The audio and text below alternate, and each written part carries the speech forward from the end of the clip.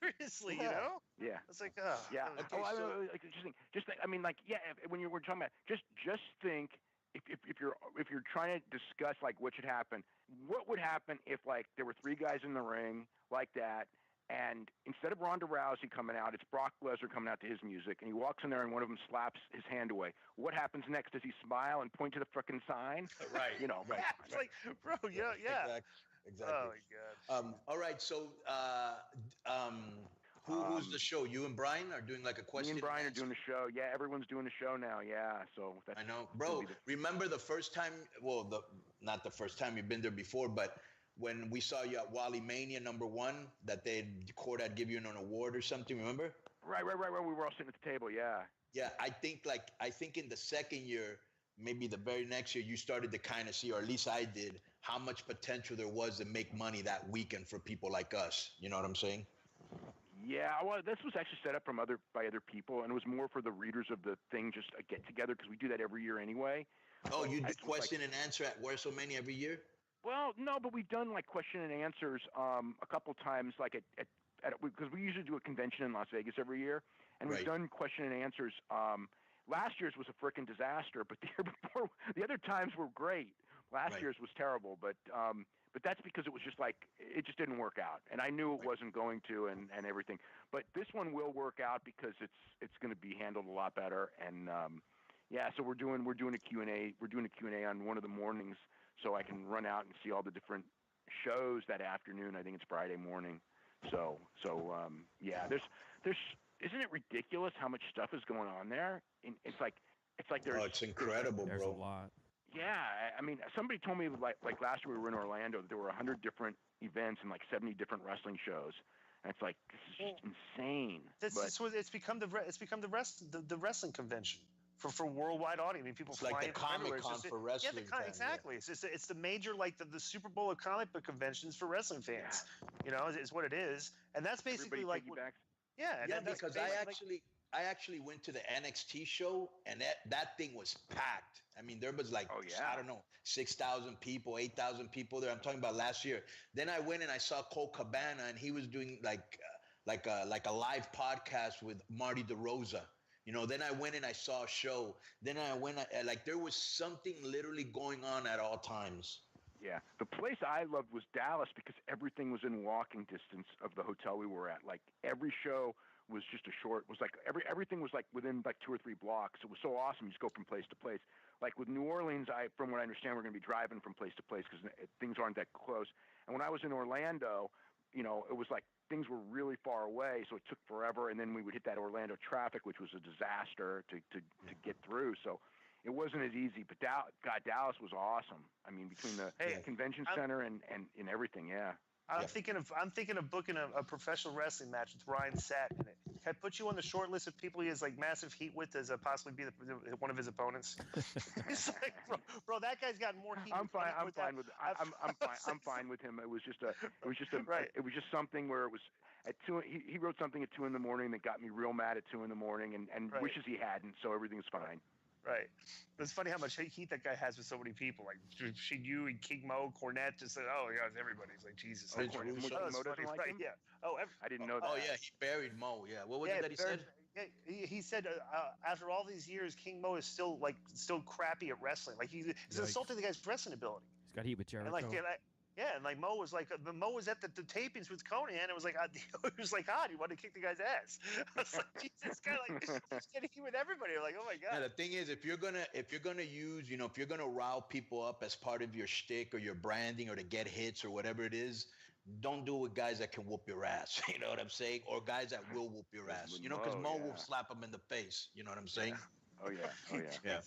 So Dave, let people know where they can. I got a question. I want to clarify. Hey, just one point. This isn't in contention with you. I just want to know what your recollection this is. So Alvarez on his show was talking about that. There's maybe a month ago, a few weeks ago, but he repeated that the rumor was that because of the WCW what do you call it, the racial discrimination lawsuit, that the WCW was told to put the belt on Booker T. Okay, and if I've heard Brian repeat that, somebody showed me the clip. What is your recollection? There was definitely something to that because I remember. Let me clarify something. All right, and this story I don't know where this has come from or what the source is. Completely not true. Okay, the reason the belt went on Booker T is we were in a booking meeting collectively. Vince, Ed Ferrara, Jerry Borash, Terry Taylor, myself, maybe Bill Banks had been there, and the collective. We went around the room and we were talking booking. So it's like, everybody, and we said, who should be like, raise your hand if you think Booker T should be the world champion. And all of us raised our hand. Okay, there was no directive, no instruction, no nothing.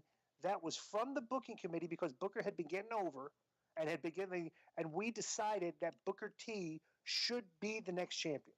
That led to the bash of the Hogan lawsuit and everything after that. But the reason we were told the title was told, we were not instructed by anybody that was a directive that we had to put the title on Booker T.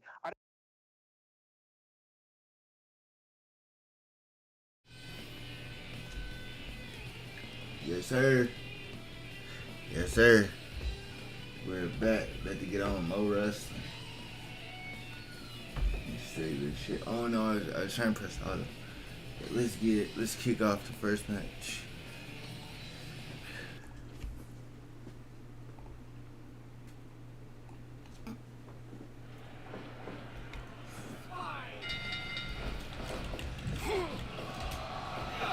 Sawa and Kawada against Brad and Mac B.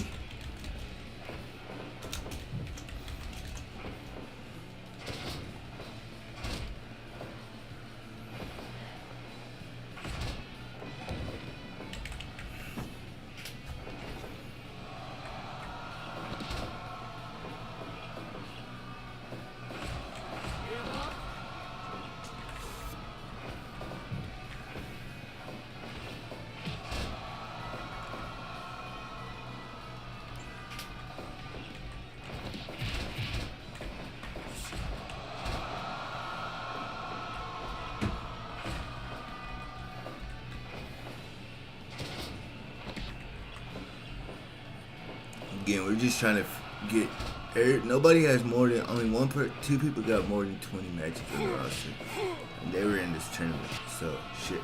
But the whole point of this tournament was, take a hiatus. It was like 30 episodes into Live Championship Wrestling. And I wanted to flesh out the records and contenders more, and then some championship rivalries. What better way than that? And then put everybody in the freaking roster on.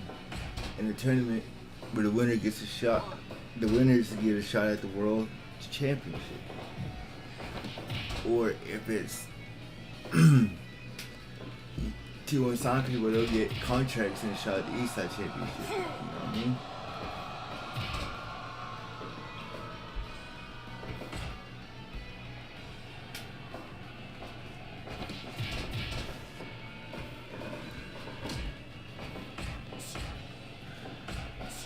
See, on night one, we had Sasuke and Mo Glacier over Marco and Lorenzo. We had Okada and Shinsuke over Randy Savage and Hank Simmons.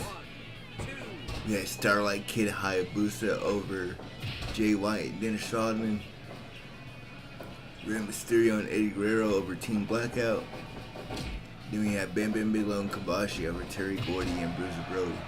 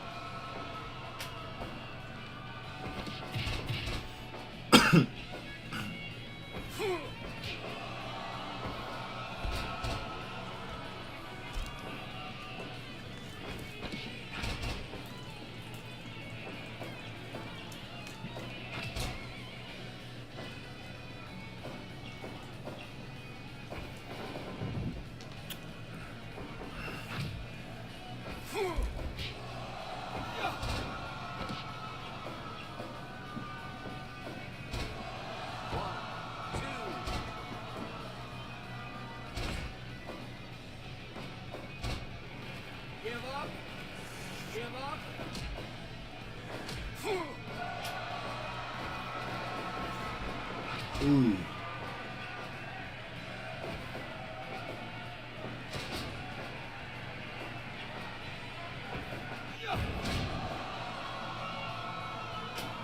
Tag out.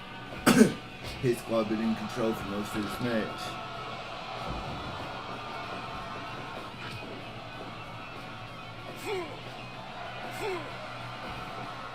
Oh, Tiger Driver. 2.9. Another back-to-back Tiger Drivers. 2.9 again.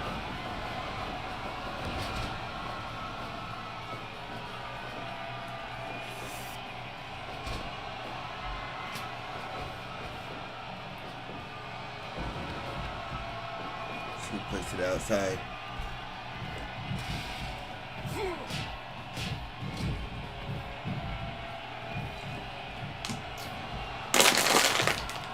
Uh-oh, we're gonna have a count out. Oh.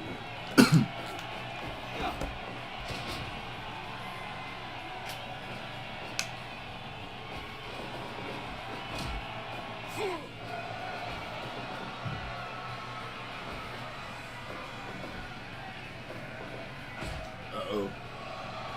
2 feet to the chest. Brad, former world champion, former Eastside champion.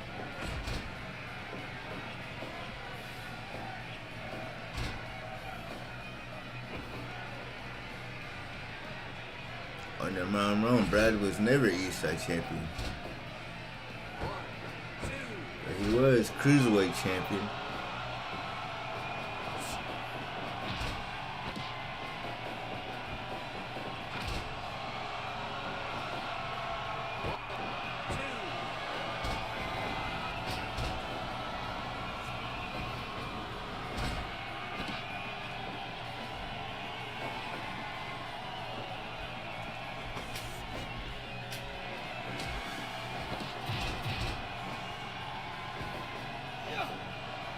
Damn.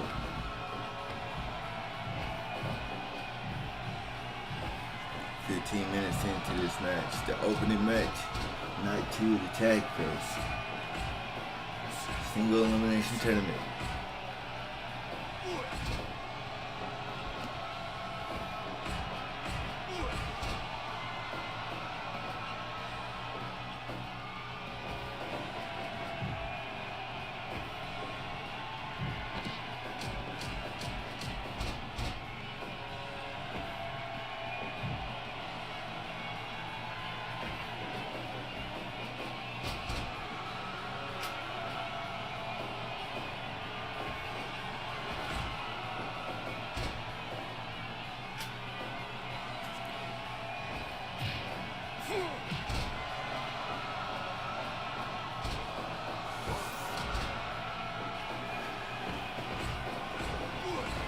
Yeah, the combos on the sour.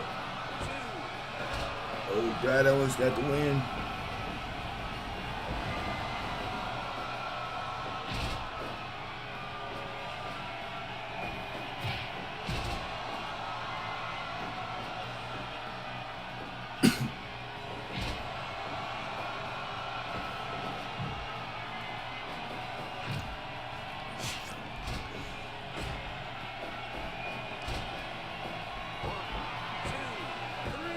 Ooh, the hit squad with the win.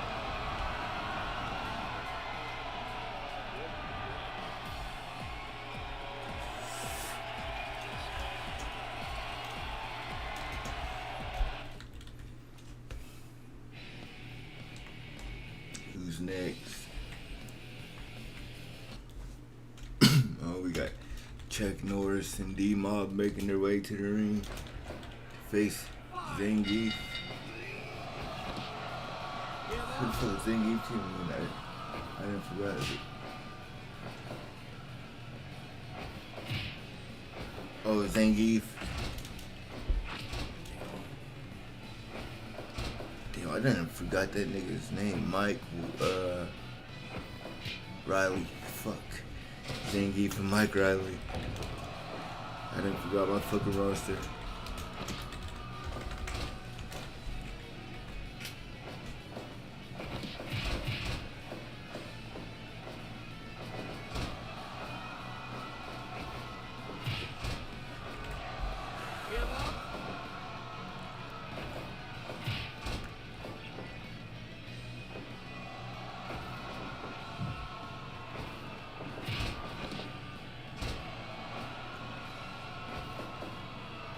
Fucking A.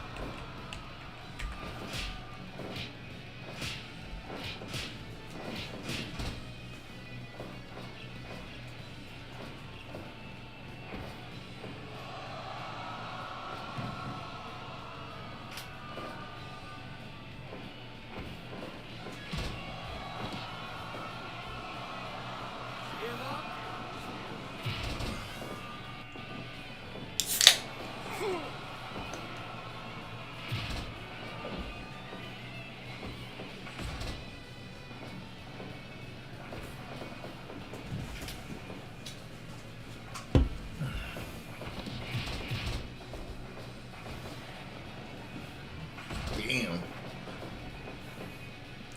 D-Mob, the powerhouse of the winner's circle. His record don't reflect it though, I'm not gonna lie.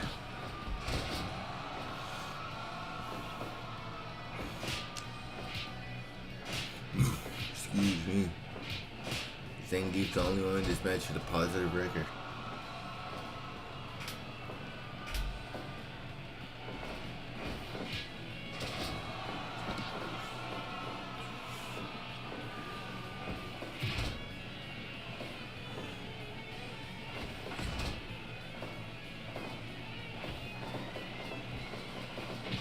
And we are going to bring the same PLEs from the 2K division to LCW Watch It, or to the Firepro division. So our first PLE for the Firepro division will be Genesis Grapple. Yes, sir.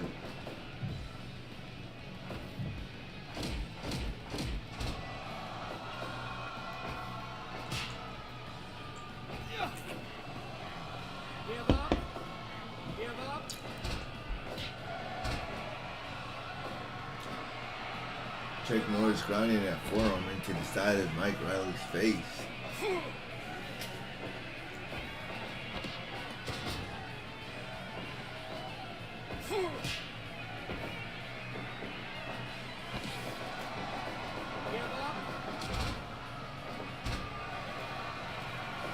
Chuck Norris coming in, put the rear naked choke on him.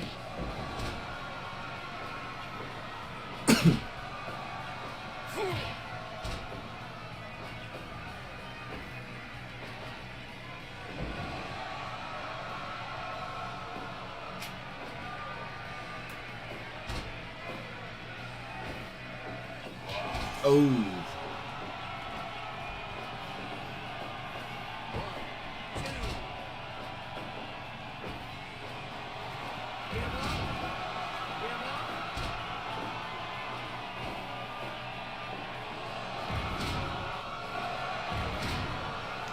Combo power balls from D-Mob, tags in Chuck Norris.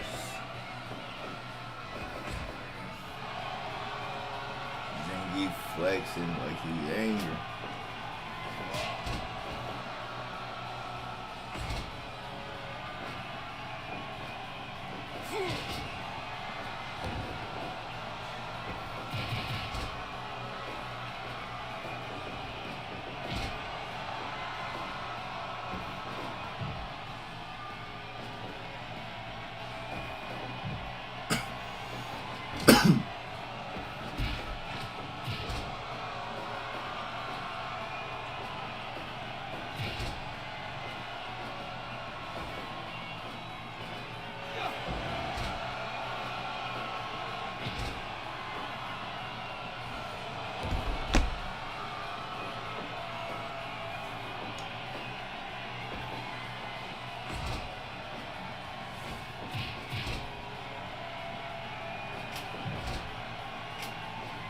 Chuck Norris's fallout after tagging in D-Mob.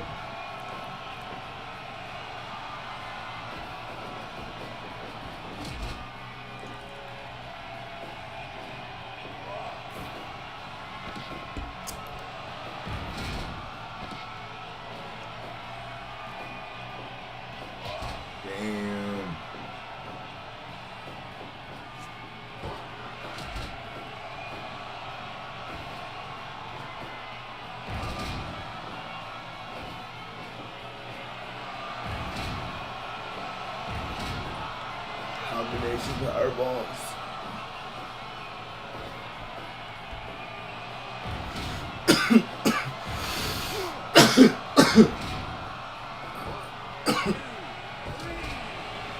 Yes, sir. The winner circle.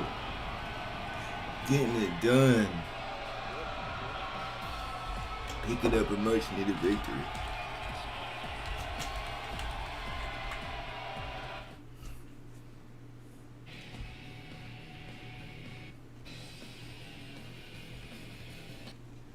Up next, we got Hiroshi Tanahashi and the Great Muta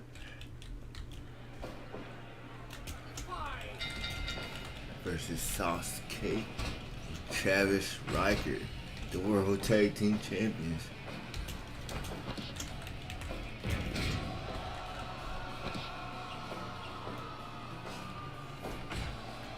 Oh, Sasuke and Mo Glacier are the World Tag Team Champions. Who's this nigga teaming with then? I forgot who this nigga's teaming with. Samoa Joe. Oh, Gunlock.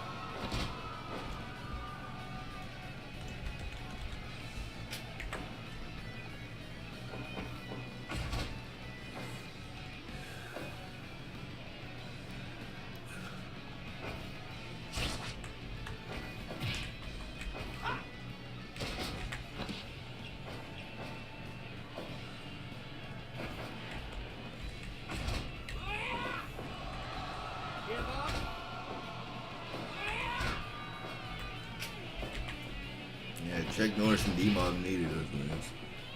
Motherfuck.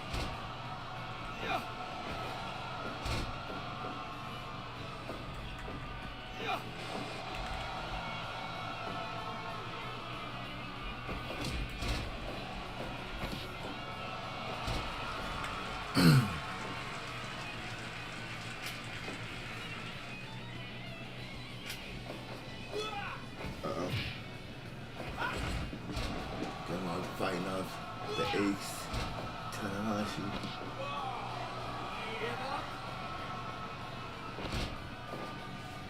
Travis Riker with that mist on his face.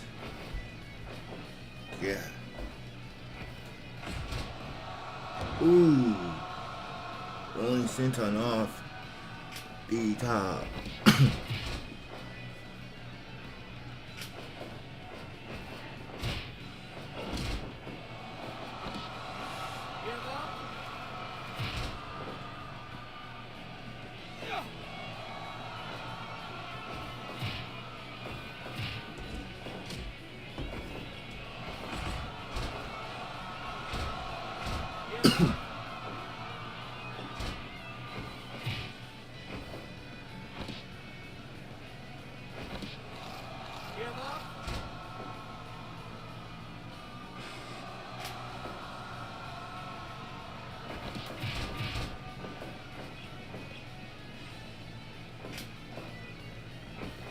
Damn.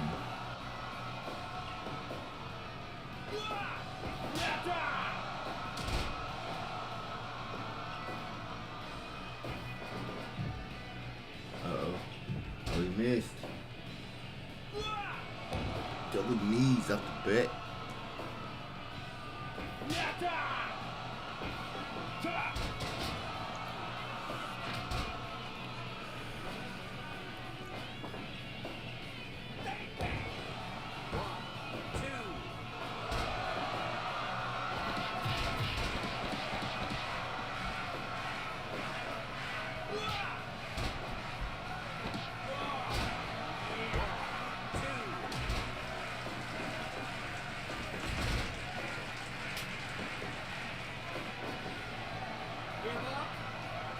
Saga straight in the ace.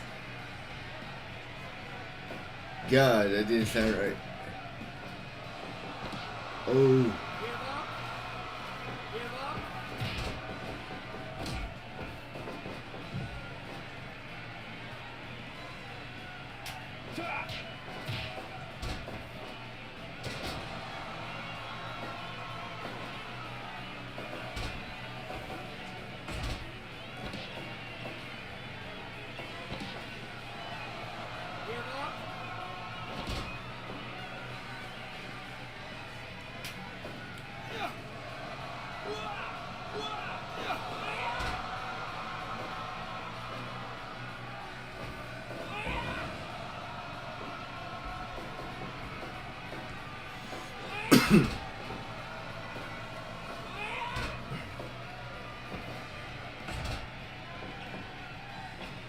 Damn. Mood is having his way with Gunlock right now.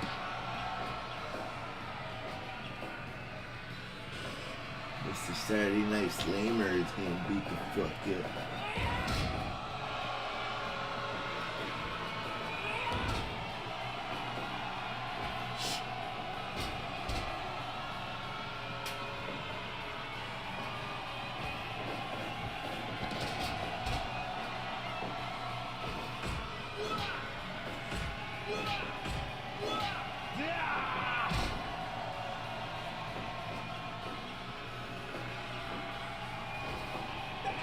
Ooh.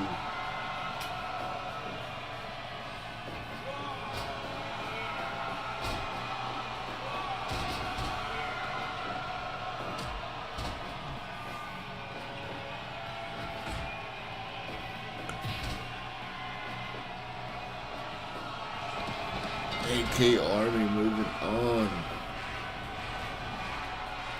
Two of the AK Army teams have moved on so far. They're dominating right now.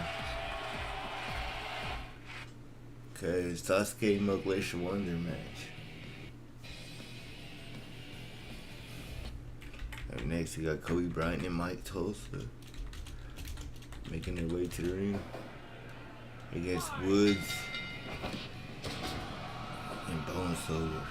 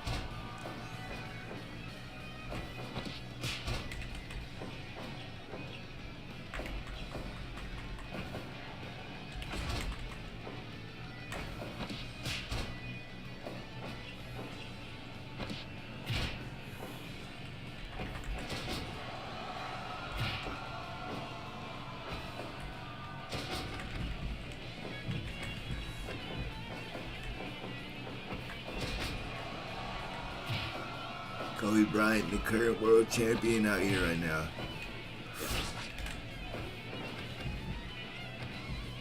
Imagine if Woods or Taiji Ishimori gets a pin on Kobe and get a shot at the world title. That's what this tournament is for. The unpredictable shit.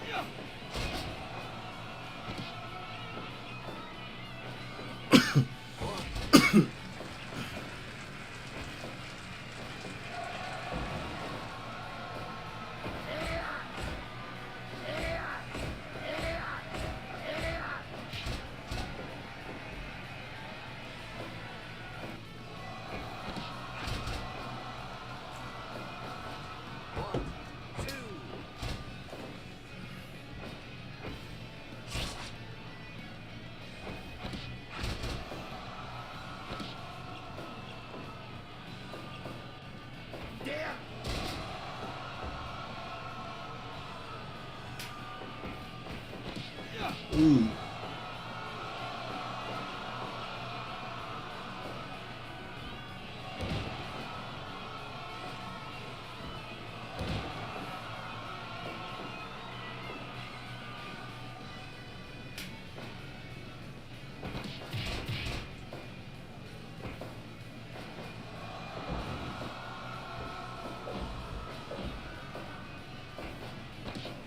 Ooh, nice powerbomb reversal by Kobe.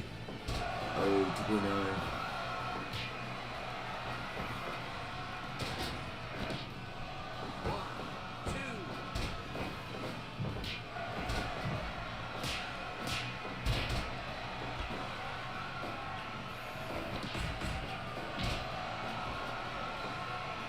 We're playing, watching one more match into this.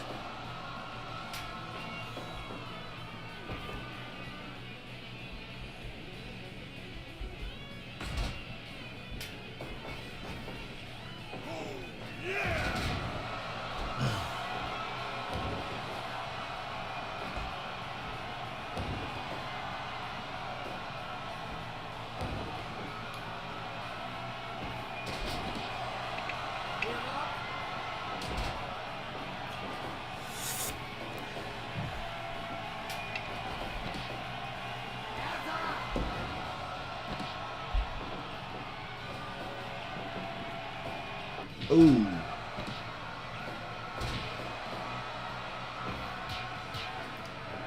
Woods with the combos. Oh my God, someone's up in. Yes. The brain buster on Ishimori. Body blows through Woods.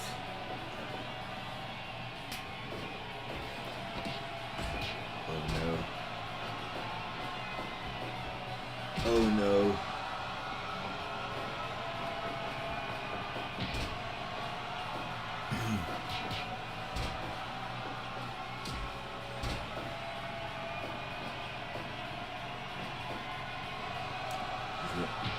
Wow. Blasted that nigga.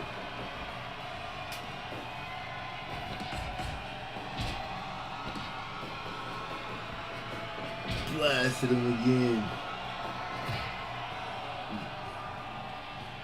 Woods had the world champion lock. And they're trying to take out the world champion and get a title shot. Bring the world title back to Chaos.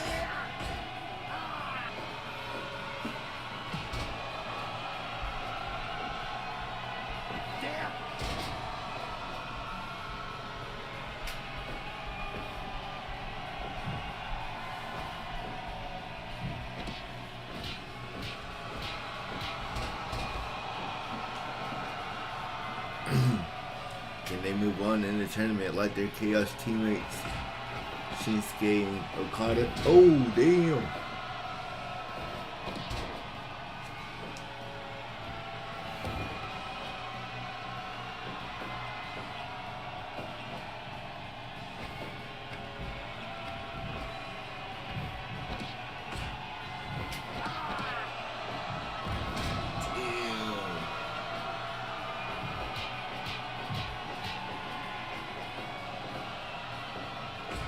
Taking out Taiji Ishimori with the combos.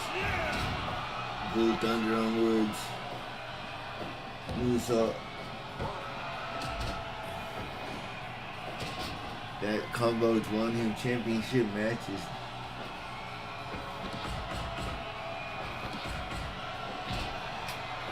But Woods said not to die.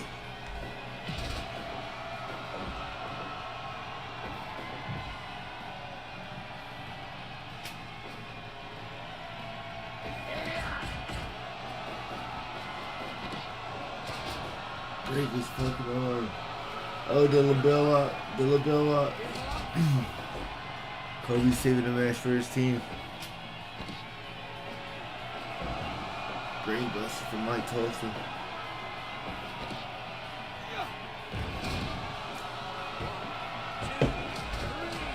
Mike Tulsa gets the pin on Taiji Ishimori.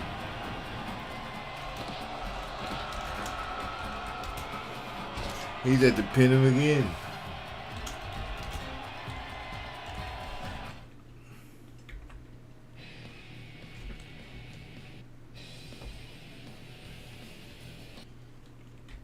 And next we had the last team from the Armor King and King against 2/3 of the Game Wars champions, Vader and Jason Voorhees from the Bullet Club.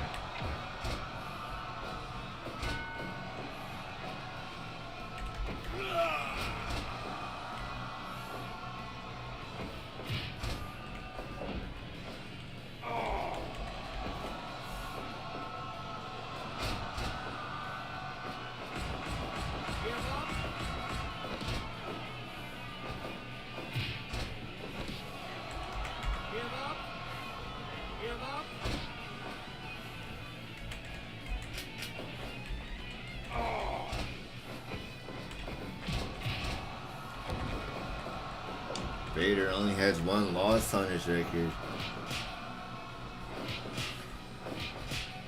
Armor King and King trying to get, they could possibly get shots at the Gang Wars championships.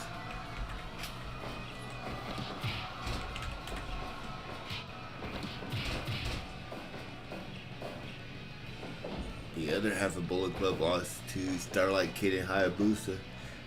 Let's see it. Vader and Jason Voorhees can get some sort of redemption. But then the next night of the Tag Fest, we should start seeing some free agents pop back up. It's gonna get wild.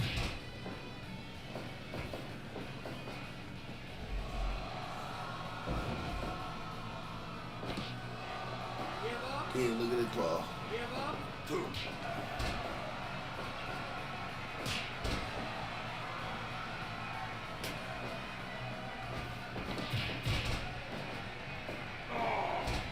Oh, he missed.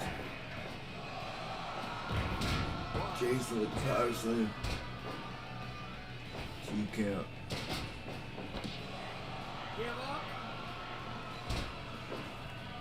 Vader and Jason, along with Dennis Rodman, the Gang Wars champions. Our versions of the Trios belts. Except for our Trios division runs a little differently. Ooh.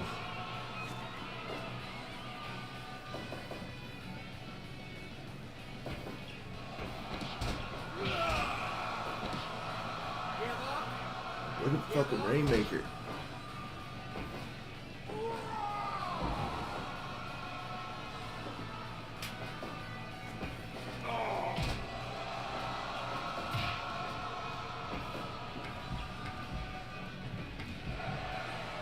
Leg drop from King. Brainbuster on the wood on the outside. Those mats don't protect shit.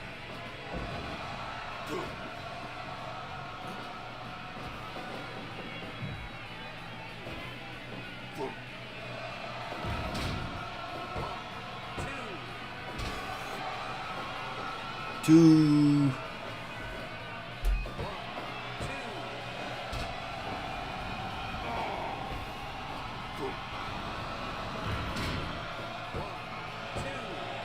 $2.9, oh shit.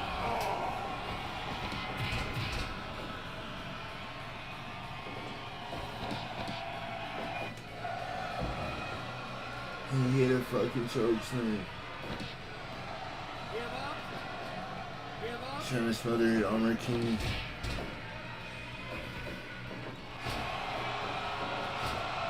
Oh, the level 3 super.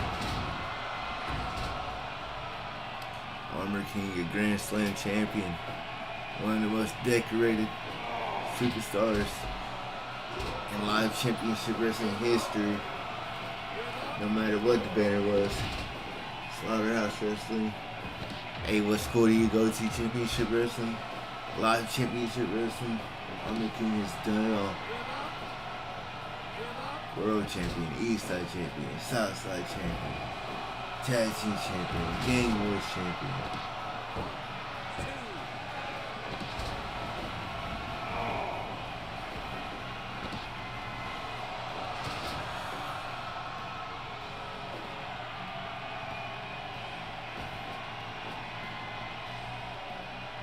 Damn.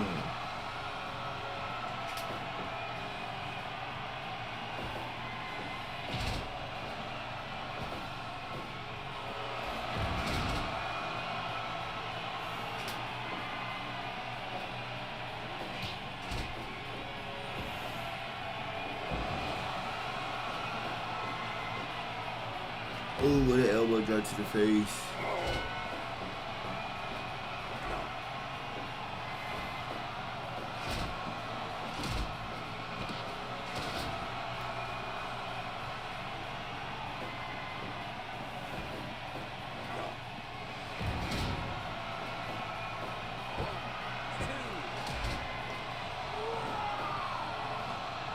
He's signaling for the end. Vader's fighting out of it. He looked like he was looking for that level 3 super again.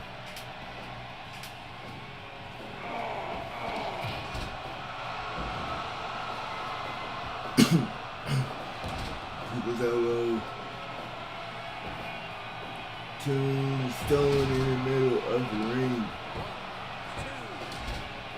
That would have been it too. Brain bust from Vader. Oh, he made Jason tap out. What the fuck?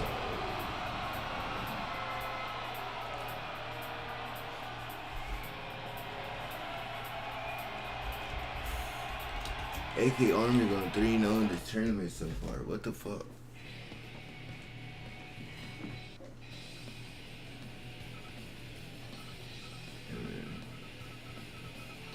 Got some good ass matches coming up. Still got 1, 2, 3, 4, 5, 6 matches to go in the first round.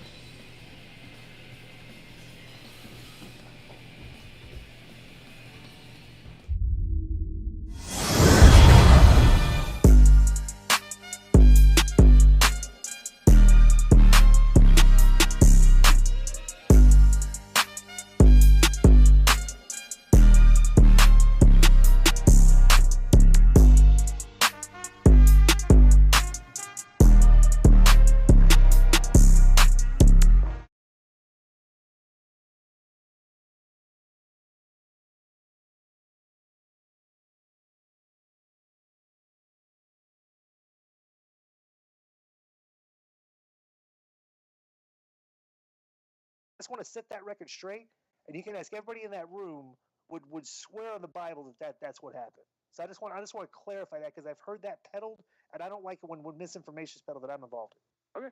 All right. So. All right. So there's like a lot of internal politics because Court Bauer told me a story of when he was in WWE and that they had this vote and they were like, you know, we all want Rey Mysterio to win, and that Vince had used a term. I actually had to look it up in the dictionary because I'd never heard of this term before. Have you ever heard of this term called pepper belly? I actually have not. Okay, well, I looked it up, bro, and it was an archaic term used in the South. Obviously, Vince is like from North Carolina originally, right? Mm-hmm. Like, that's what they used to call Mexicans. Pepper belly. Really?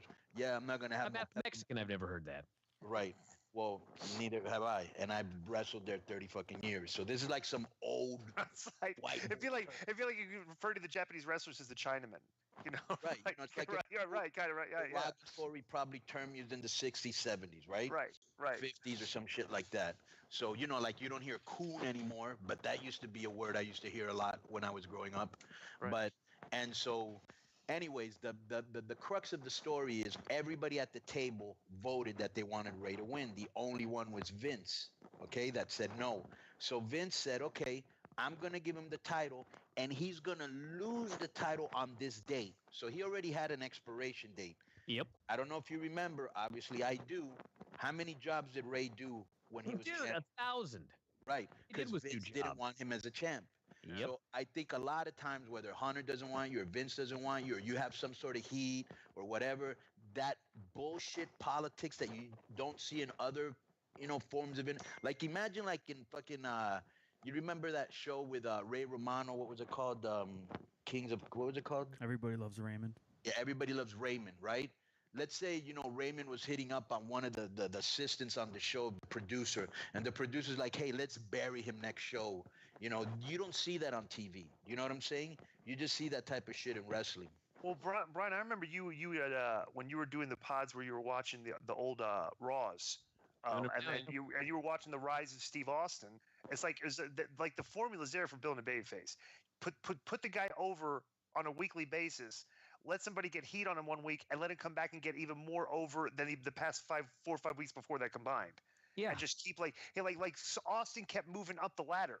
And so you get heat on him, he would come back and like furiously just like annihilate the guys that got heat on him the next week. Dude, it's not that hard of a formula, No, I'm watching all of these shows and like literally a 2-hour Raw show would start with Vince McMahon trying to get one over on Steve Austin. Steve Austin would have already gotten his revenge before the show was even over. Every single solitary week. And I want to say one last thing. How much do you pop? Because I know you've known Dave for a long time, and this really isn't how he is, but how awesome is it when Dave goes into Surly Dave mode on Twitter? Oh, man, it's a love-hate relationship. Sometimes it's awesome, but sometimes it's like, dude, you've been on Twitter for an hour now. You're arguing with people with 14 followers. It's like, that's the worst. That's the worst. He ain't gonna let you get over on him. And his favorite one is "Reading Is Your Friend," which is one of my personal favorites. Yes. I want to ask Brian something about this. I don't know about this, by the way. So fill us in this guy on who this guy is, because I've seen him in Twitter battles with tons of people before. Wait, are you asking me? Yeah, I'm asking you. Dude, you're asking the wrong guy. You don't know about this Bill Body guy, whatever his name is? I know about him, but I make it a point to ignore everything about it and not deal with it in my life. So I can tell you a lot about it other than, I don't know. Well, I don't even know what you're talking about. What's going on? Here's what happened. So this guy, Bill, let me look who's he's been in he used to be on Big Brother UK. Okay, and I guess he has a podcast, and he constantly would be in Twitter burying other guys' podcasts and stuff, wrestling podcasts and stuff. And just it's just kind of a jackass, just a real obnoxious and a troll. And a troll, yeah, totally. And he came on. I can't read the tweet now because the guy got banned from Twitter. Yeah. But basically he was saying that, hey, if I want to chant "Get Your Tits Out" to a female wrestler show, then that's cool because basically I can chant what I want. And some people want. Did you see some guy? I only saw one little thing where a guy from Ring of Honor says, "Hey, if you chant something like that, don't get mad if you get called out or something like that." But that's all. Yeah, but I think what you meant was Jimmy Havoc, who's not he's not in Ring of Honor, is he? I don't know. I don't think. Yeah, I don't know these indie guys. I mean, But the guy Bill, the amazing thing about the whole story was that anybody even bothered to acknowledge him. I couldn't believe how many people acknowledged and responded to it. Yeah. It blew my mind. Well, it's just so much that uprocks. Because that's just human nature. It's I wrote a story about it. Because this popped up on Twitter today, and I'm reading the story, and it was just a constant battle back and forth between this guy that says he should basically saying it's okay to chant stuff like that at shows. Brian, what do you got to get banned from Twitter? That's a great question. No, I know. Why haven't they banned Trump? This guy calls people names and cusses at him, calls him gay and stuff. Okay, so that's why I'm assuming that's why this guy got banned. Yeah, probably. Right? Yeah. Yeah, for sure. The idea that we're supposed to believe he's Kurt's son is absolutely not. I would turn that guy heel and have him beat up everybody, including Kurt Angle. They should. That's probably where they're going to go when they figure out it's not working. Right. I love that suplex. The thing is, bro, if they do the angle right, okay, is that Kurt should be heel, the kid should be heel, and they should do a real life, kind of like with like Vincent, Stephanie, Vincent, like Vincent Hunter's like, hey, here's my kid. I'm going to make this guy the champion. Then this guy's going to run the show. Like Jason Jordan should be. If you want to get him for personality, he should be walking around trying to tell everybody what to do because he's the GM's son. Like that. That's like a real that you could write TV like that. You know what I'm saying? But just generally, just making him Kurt's son and thinking that's going to get him over. I mean, it's not. It's actually worked the opposite. Right, exactly. Which was why I think it's just book him as a heel. Just have him be a dick and walk around there and just act like he's, my dad runs the show here. Just be a prick, Bro, that's why I would book him. Jordan, I think he's got a ton of potential, especially as a heel. And I would also like to say that I think the Miz Taraj is Raw's version of the Bollywood Boys. Nothing. Bollywood Boys are way more entertaining than the Miz Taraj. I thought the Bollywood Boys, bro. Let me tell you something. When they were to that angle with Nakamura, how great would it be if they came out and beat up that guy that was playing the violin? they need to do that at some point. Let me ask you a question, Brian. What did you think about the reaction or maybe overreaction, depending on who you talk to, about Jinder Mahal stuff with Nakamura? It's so stupid. Right. I mean, first off, the idea that, again, it's 2017 and we got a racist as the WWE champion, like that's the story that they want to tell. And the other thing is, I've said this from day one. I got a lot to say about Jinder, but first off, if you want to make Jinder the champion because you want a big Indian superstar, like I got no problem with that. But to take a guy that had 2 wins on TV in 6 months and put the belt on him, that was so stupid. At least take 6 months to build the guy up a little bit and then have him win the title. It's not like they had an imminent tour of India and they had to make him the champion right now. They threw the belt on this poor guy. He's had to go out there and learn on the job. He's never done a main event program in his life, never done main event promos. So we have to sit here and watch this guy try to learn how to be a main eventer as the champion. I mean, it's killed SmackDown. If you look at like the interest in SmackDown and everything like that since he became champion, I mean, it's hurt the show. And furthermore, and let me add that his matches with Randy Orton didn't help any either, but go ahead, or that Punjabi match. Yeah. Right. There hasn't been one match that's helped him except the one match that he had when they were in Toronto or whatever, where they considered him the hometown guy and they were super into him. That's like the one match that he appeared to be over in. But the thing is, so if you want to make an Indian superstar, why does he have to be a heel? Why do you do this? I guess they decided, well, the Bret Hart American-Canadian thing, that worked great, so we'll make him a heel in the U.S., but he's a babyface in India. Okay, fine. That's what you want to do? And that's what they're doing, by the way. Like, if you get reports from India, it's like the commentators put him over as this big national hero, and he's... the news, actually, like the shoot news over there, too, is like a national hero?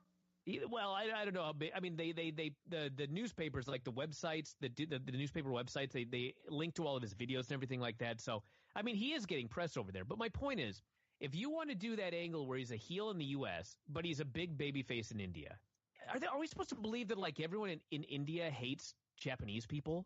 I mean, I had somebody text me the other day and they just said, listen, I live in India. And all of the commentators put over what a great guy he is and a great babyface he is, and now he's here on TV being a racist against the Japanese. It's preposterous.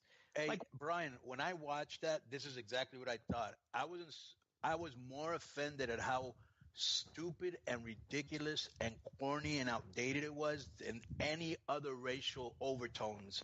And I just thought anytime they do any stupid shit with that Titantron, whether it's him or anybody else, how they'll put somebody's face on there and they have a mustache, or how they like to do all those Titans. They're always terrible. The over-the-top laughing by everybody was terrible. The fact that he goes, oh, Rook over there, like, who even talks like that? It sounds like something out of the 60s. You know what I'm saying? Like something you'd see on a wrestling show in the 60s. It's so bad because if you look back at, remember Sergeant Slaughter and Hulk Hogan, where Sergeant Slaughter became an Iraqi sympathizer? Right. And it was such a fucking disaster that they had to move out of, like they were going to run a 100,000-seat building. They had to move into this tiny building and claim a bomb threat. Right. I mean, you go through history, Muhammad Hassan and Eddie Guerrero. I'm sure Eddie is in hell or whatever that stupid one was. Yeah, that was brutal. Booker T and Triple H, which had some overtones. I mean, every single one they've ever done has been a disaster. But they keep doing it. That's what's most amazing about it. It's not like they had one that was a huge success. Like, they've all sucked. They've all been bad for business, and they keep trying it. And I don't know why. Well, I'll tell you why.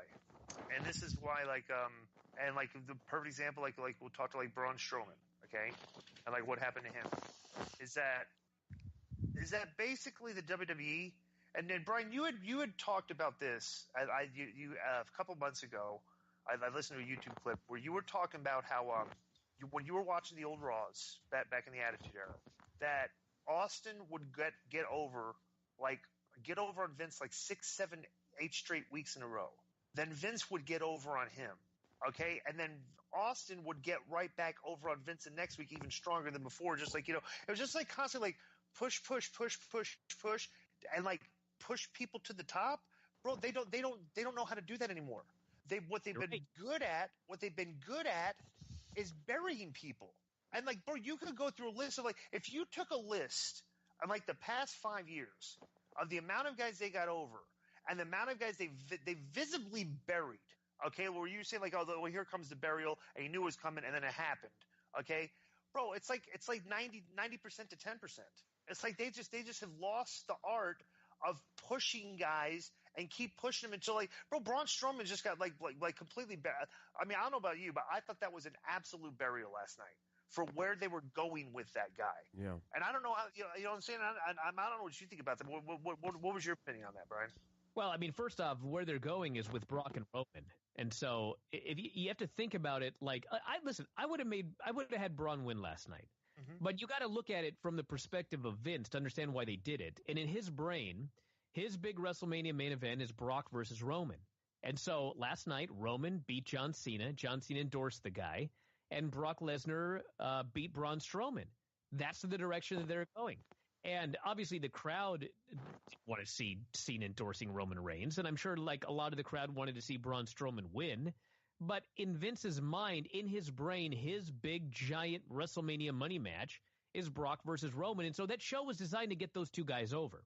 Yeah, now, but what I didn't like, though, I knew what you just said going in. But what I didn't like is just the way that, bro, after that fatal four-way, that energy, the build-up, like they broke a ring, they broke tables. Didn't he throw show through a cage? He did everything. He destroyed. He broke the ring. He broke the cage. He broke tables. He threw the guy off the ledge. And then Lesnar's putting a Kimura on him. I'm like, what? Yeah. Well, here's the other.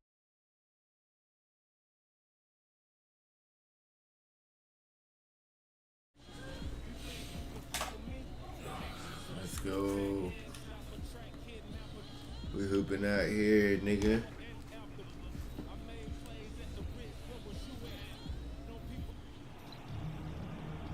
It's an exciting Sunday night edition of the NBA on 2K Sports. Kevin Harlan here, joined by Greg Anthony, Clark Kellogg, and David Aldridge, who's reporting from the sidelines. Well, it was the Indiana Pacers in their last game.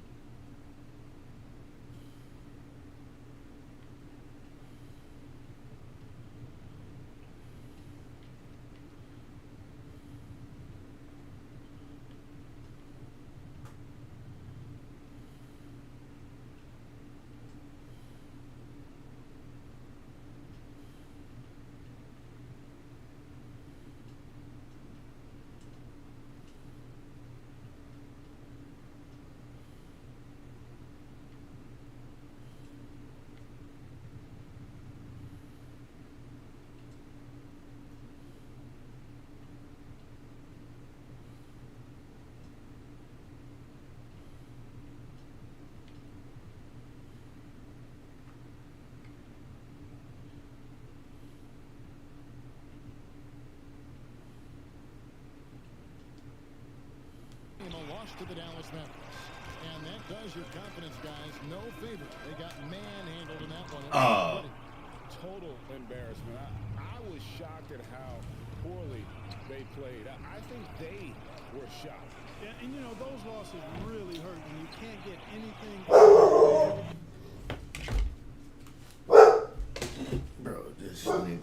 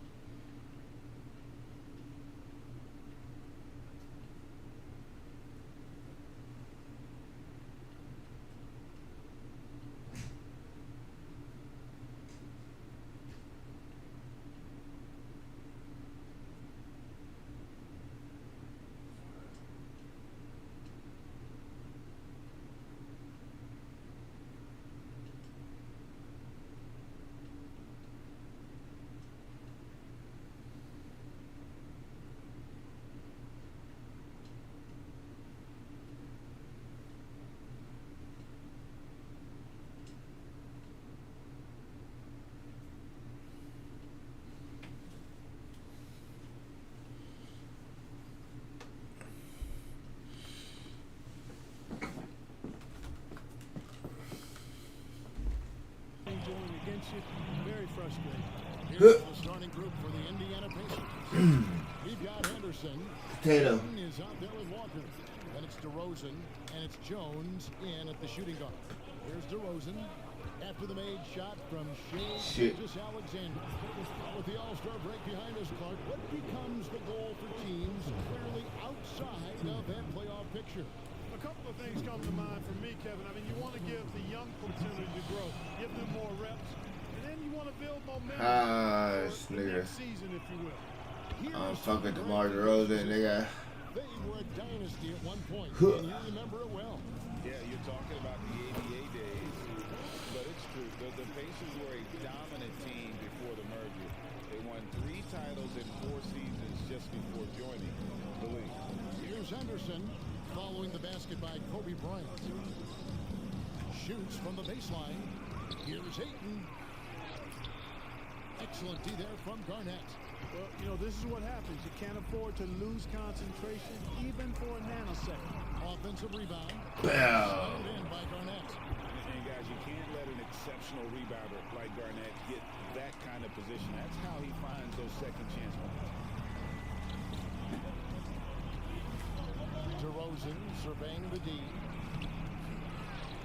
He feeds it to Ayton. And they had their chances. 2 offensive rebounds, but they still come up empty. Here's Kobe. The shot's good. Alexander making the play. Bryant's got his second basket of the game. Indiana off to a slow start. 7-point differential. Oh, no. Henderson outside. DeRozan against Kobe. 6 to shoot. Outside DeRozan. Shoots over Kobe. Oh, shit. DeRozan missing. Boy, this is bad. Tough to watch. I mean, this is really bad. He's stone cold, this boy. Man. Oh. Alexander. Out to Kobe. A 3-ball. And the rebound goes to the Pacers. DeRozan with it. Out guarded by Wembanyama. Down low. Here's Ayton. Oh, you punk ass mother sucker. Field goal percentage. Just hard to stop Ayton when he gets the ball that deep. Green the pass to Wembanyama. Oh. Pacers trail by 5. For 3, Henderson. Alexander pulls it in. And here's Alexander. He'll bring it up for Las Vegas. And the dunk by Kobe. Good read from Green there. Getting better at sensing when his teammates are wide open and need the ball. To the paint. Oh. And Walker throws it down. And didn't do anything fancy there, but didn't need to. Nope, his only concern right now is getting the points on the board. And I don't mean style points. Hey, I thought there was some style. Oh. Guys. What are you guys looking at? I mean, it was still a pretty sweet, flavorful one-hand flush. Ooh, fuck. By Walker. How about that wonderful floater he has, showing off an exquisite touch. Alexander with it. Let's go. He'll shoot free throws here. Clearly fouled on that shot that time. The whistle blowing. Something I like about Jalen Green, that ability to go vertical and just adjust midair. We call that great body control, partner, and you've seen guys over your time around the league where that's a special gift, and it really can make it hard for defenders. Green is excellent using that body and athleticism. Not really his best quarter as far as scoring. Let's eventually get back on track. I tell you what, it's almost like stealing to watch how he plays the game from this seat. Now here's Henderson. He has yet to score. And it's 8 and missing. And not allowing the shooter even an inch of breathing room on that one. And guys, that's exactly the kind of high-impact defense they want to And Gilgeous Alexander gets it to go. And the defense looks soft early on. They've got to summon up a little more sense of urgency. Yeah, they've got to do. He's already tired, coach. Disrupt their offensive rhythm too. Now here's Henderson. Off the run from beyond the arc and then some. Certainly wasn't an ideal start for him, but now he's got a bucket to build on. Las Vegas leading by 7. Gilgeous Alexander. He's got 7. Passes it to Kobe. Walker with the rebound. Jones kicks to Henderson. Now Jones. Back to Henderson. Lets it go from deep. It's rebounded by Las Vegas. Garnett's got his 5th rebound right now in the game. On baseline, Jay. Bryant can't get it to go. Boy, that's got to be terribly frustrating there. I mean, with the defense not hustling, and he still misses. Boy, he wishes he had that one back. Indiana moving the ball around. Ayton inside. Defended by Bitch. An infinite reach, it seems. The wingspan of Garnett is just amazing. Let's go. He gets hacked on the play. A 3-point possibility if he can convert the free throw. And boy, are they attacking the paint. They sure are, looking to get their buckets up close and personal. First trip to the free throw line for him tonight. So an entirely new group in now for Indiana. So Clark, we know you're very familiar with the Jordan Poole. I forgot we traded this nigga. I mean, I knew we traded him, but I forgot to where. It was intended to, Kevin. I mean, in some ways, the chance to see guys like Durant and others play in college for a year was better than not having them there. But I think it's also created this expectation that if you're not a one and done, that you somehow failed, and that's detrimental to the psyche of young players.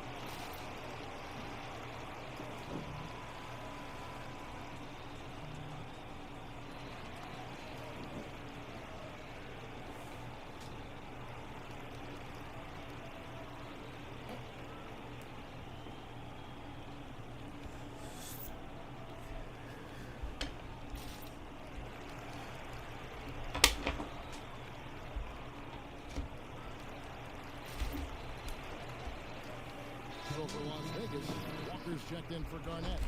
Johnson comes in for Kobe. And Terry Rozier subbed in for Jalen Green.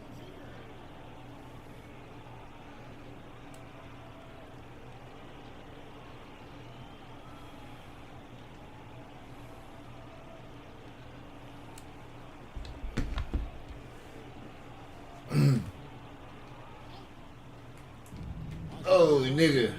10-point lead. It's good. Henderson's got 5 points so far. Now how about how he sets his man up there, runs it right into the screen, and then gets the basket. Walker in the corner. From downtown, Robinson pulls it in. I shouldn't have did that. Left to play in the first quarter. We traded this nigga here too. Fires the 3. He doesn't hit that one. He getting his run in. Bring it up for Las Vegas. He getting run time in Indiana.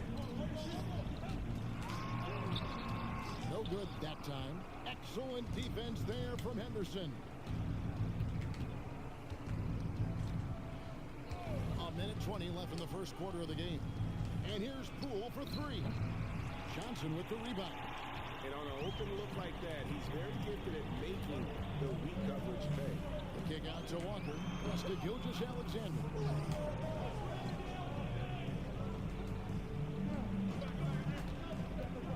throws. Johnson shoots overhead. Shot by Johnson, no good. Pacers trail by 8. And then Henderson with the dunk. Damn, this lineup, my gosh.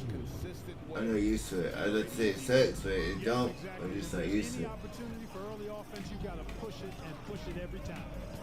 Now, here's Gilgeous-Alexander. He's got 7. Post. Second shot opportunity, and that's 2 points on the layup. And Las Vegas leads by 8. How about the perseverance there, the extra effort on that offensive glass?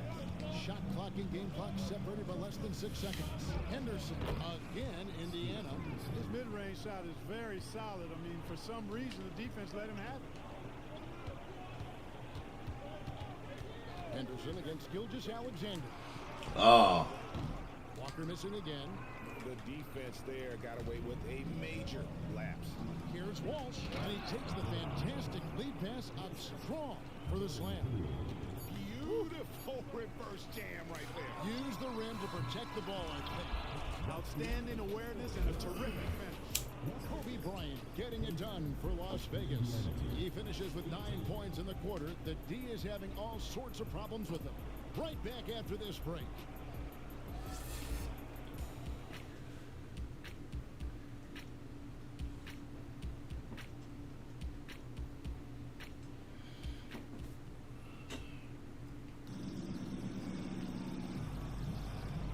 You've enjoyed the broadcast so far, halfway through the first half in this one.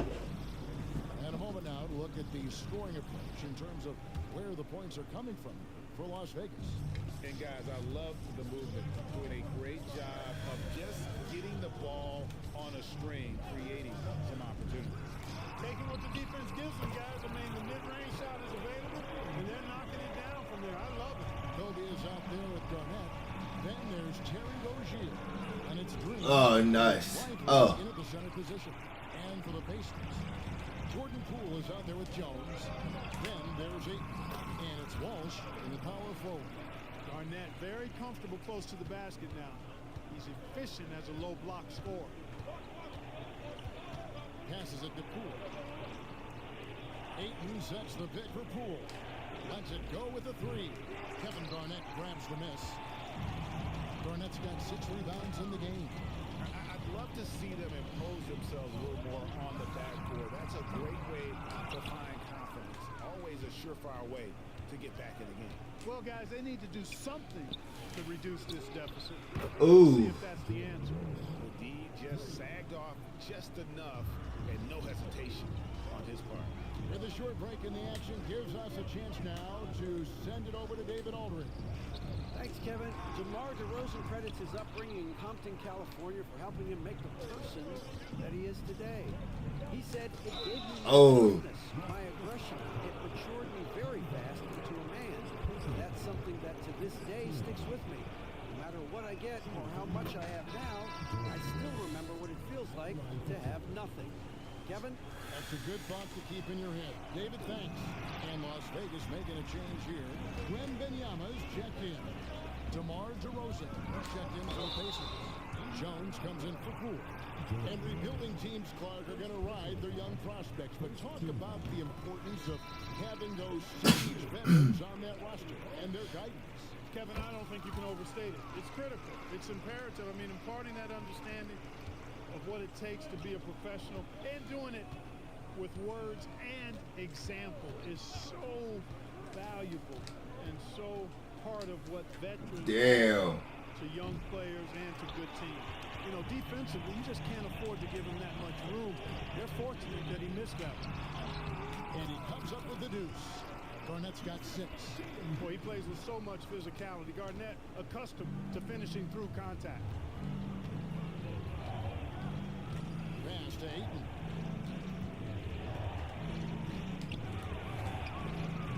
Damn. Second basket. He's now 2 for 6. Just straight tricking the defender with the shot fake. This is how it's done. Bryant finds Green. Bryant looking it over. Back to Green. There's the 3. Here's Garnett. Oh, shit. Rejection by Ayton. And using having that wide reach to reject shots. Ayton can't afford to throw up weak stuff around the big fella. Here's Garnett, and it's slammed in by Garnett. Well, if you don't take care of the ball, fellas, that's what can happen. Absolutely, Greg. That makes the turnover even more painful. What? I mean, the throwdown at the end? I'll tell you what, fellas. I mean, the highlight shows are going to pain them even more. Now, here's Poole. No scoring in this one. You know, he's been off tonight, off his game. At this point, he might want to focus on creating for others. That's the kind of D you need when he's got the ball near the hoop. They were all over. And it's out of bounds. And they say last touch by Garnett. And the Pacers call time here. Trying to find some answers offensively. Yeah, and you know, that's going to be the focus of this timeout. They need to come up with a spark to get the offense going. Walker's checked in for Rozier.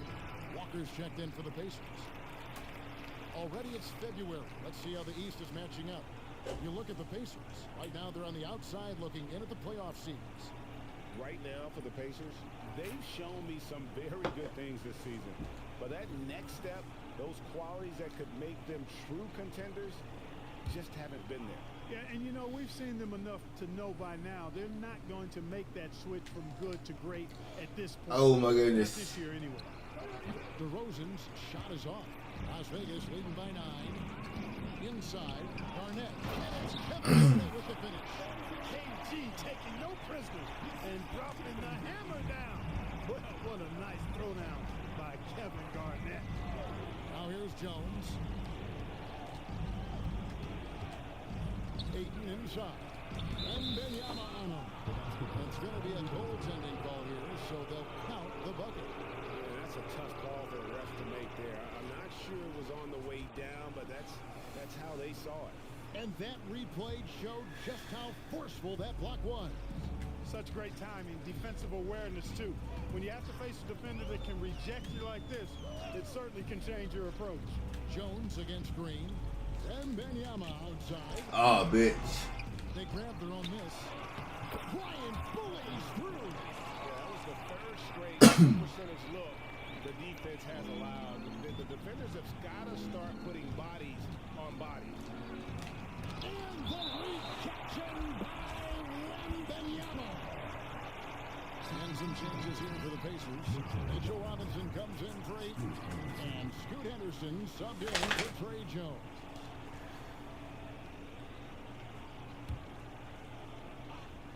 There no points for Wemby yet. Las Vegas on D. Jones finds Walker. To the inside. It's rebounded by Las Vegas. Wembanyama's got 9 rebounds now tonight. It's a +5 advantage for them in rebounding after that. What the fuck? And the foul called on Kobe Bryant. That is his first foul of the game.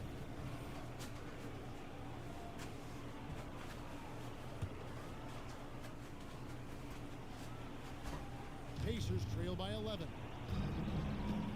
Guys are looking for a way to score here. Yeah, they've had a tough time taking the lid off.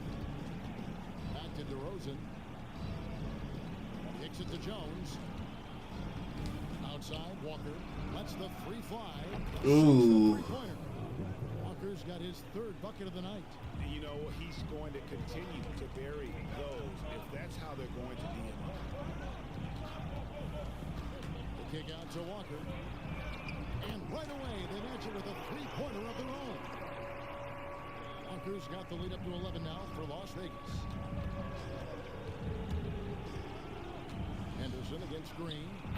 Bucket in no time at all. Henderson's got 11 points. Slick crossover move. The defense had no way of keeping up. Walker in the corner. From past the arc. Second chance shot. Oh, come on, Wemby. Pacers trail by 9. Here's Jones. Nope. Walker with the rebound.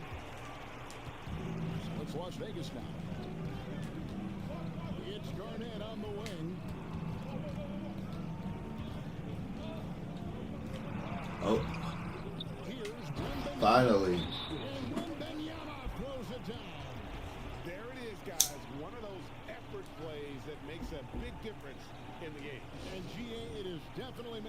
difference so far today? Well, you know, if you're not going to take care of the defensive glass, it's going to be hard to come away with the win. Shea Gilgeous-Alexander checked in for Las Vegas.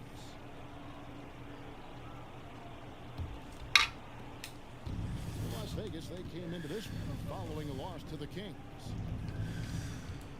Here's Jones. Nope. The rebound by Victor Wembanyama. Wembanyama's got 12 rebounds here tonight. Big time effort. And the shot is good for Garnett. Guys, this has been an incredible performance this quarter. I mean, he's getting the ball where he likes it and wants it and just going to work. Henderson outside. And the Pacers can't get it to go. They have been board dominant in this game. That's definitely been a factor in cracking this huge lead. And it's been a well-rounded performance. I mean, strong rebounding has certainly been at the center of it, but it's been good on a number of levels. Here's DeRozan under the basket by Las Vegas. Over Bryant. DeRozan's shot is off. Trailing here in the game, you can look at his performance as a direct indicator of why they're losing. Shit. And now a chance to see what's coming up for Indiana. On Tuesday, they'll be matching up against Mike Conley and the Brooklyn Nets. Then on Friday. And just looking ahead to what's on tap, there are a lot of winnable games for them, but you can't go into the stretch with that mentality. You've got to focus on what's in front of you and bring it every night. You know, Kobe is the total package. Not just an elite scorer, but a very talented, versatile defender, too. Looking at who's out there now for the Pacers. DeAndre Ayton comes in for Robinson. And Trey Jones subbed in for Walker. Now here's Jones. Hasn't made one yet. No. He fouled beyond the arc, and he almost hit the shot. He'll go to the line for three. Yeah, you hate to give up a foul on a three-point attempt. Yeah, unnecessary. I mean, make them earn those points from deep. Don't give them to them free at the line. And working, Kevin, themselves to the line here in the second. A nice way to get your offense going. And maybe cause some foul trouble along the way as well. We know what that can do. It pays off typically in good fashion for you.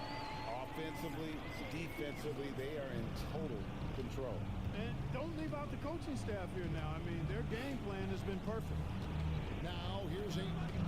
He's got 6. Shit. Throws coming up, and they call the shooting foul. It's going to be on Victor Wembanyama. And you just have to be enticed by the skill set of Ayton. A 7'1" behemoth who plays with a lot of physicality and skill on both ends. Jones against Gilgeous-Alexander. There's the dish to Bryant. He kicks it to Garnett. Over in the corner, Green. Oh, no. Here's Wembanyama. And he gets contact and the whistle on the shot. 2 shots coming up. And the foul goes against Indiana. And you know what? You allow a guy to get right to the rim like that. That's your only option. Yeah, exactly. I mean, free throws are always better than a layup, so I'd agree with you there. Henderson outside. He got it up. And the last shot before the buzzer is off. It's Green's effort that makes him effective as a defender, in addition to his athleticism, but usually he just simply outworks folks. And so it's Las Vegas. Feeling good about their 17-point lead heading into the break. Their strategy has been clear tonight. Work the ball inside, get shots in the paint, and now they are scoring with ease. And a chance now to send it over to David Aldridge, standing by courtside. David, thank you, David, and we'll be back after halftime as the third quarter gets underway.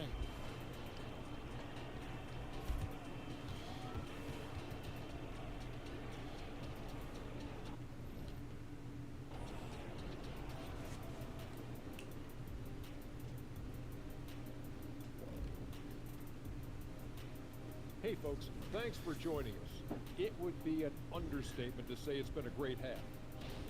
They've had that ball hopping, keeping the defense scrambling. And we're not talking eggs here, folks.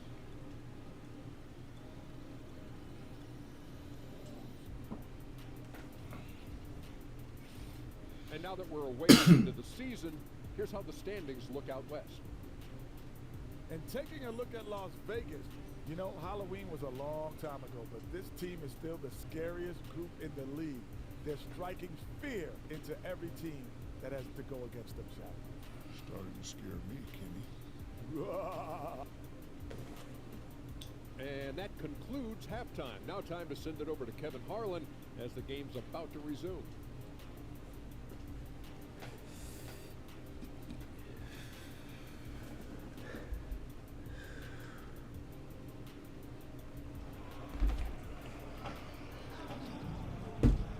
Well, we've got a second half of basketball for you. We think it's going to be pretty good. A big comeback, though, is needed for this game to be competitive, and it probably has to happen quickly.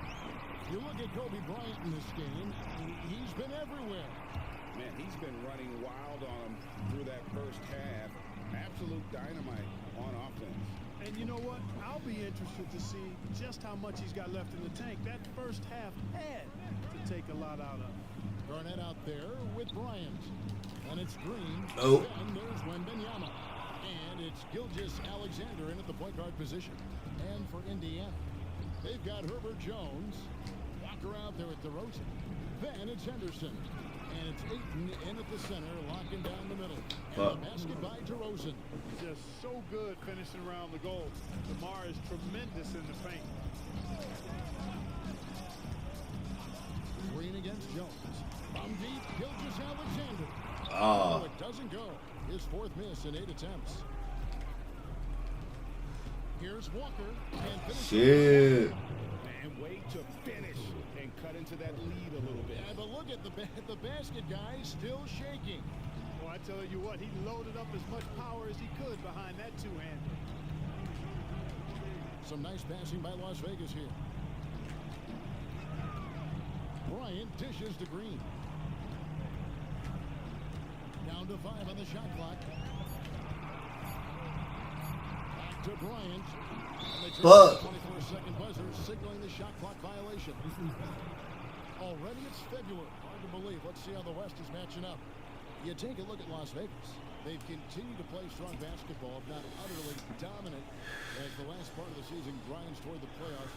And it looks like, guys, they'll hold on to that #1 spot the whole way there. And you know, for Las Vegas, they had a few critics coming into the season, and now I don't think they have any. This is a club ready to not only make a deep run, but possibly win it all. They do have the pieces in place for a title run, but the competition in the playoffs will be stiff. Inflicting some punishment with the two-hand flush. They're going for the throat.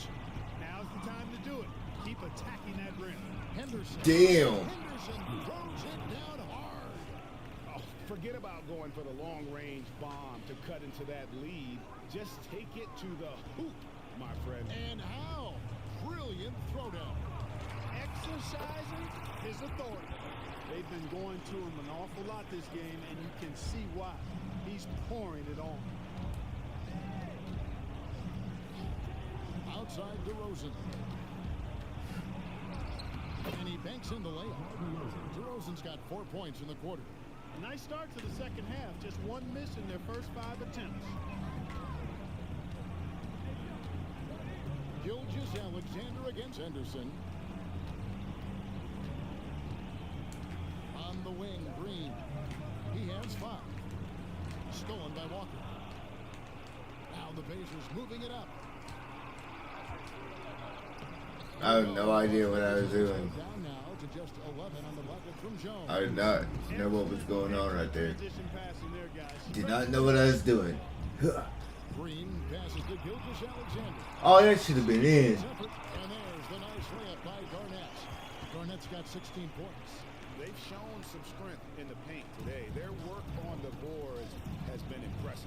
Guys, that's putting it mildly. I mean, they've been absolutely dominant. Jones kicks to Anderson. Walker a screen on Gilgeous-Alexander. And that's a foul called on Shai Gilgeous-Alexander. That is his first foul of the game. And really, these are some of the toughest calls an official has to make. Yeah, but in this case, I think he got it right. I mean, the defender was still moving there and never really had good legal guarding position. He wasn't set.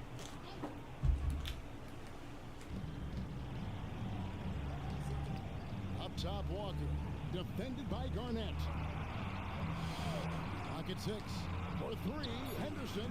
Oh my goodness. Feed that time from Walker. Henderson's got 19 points.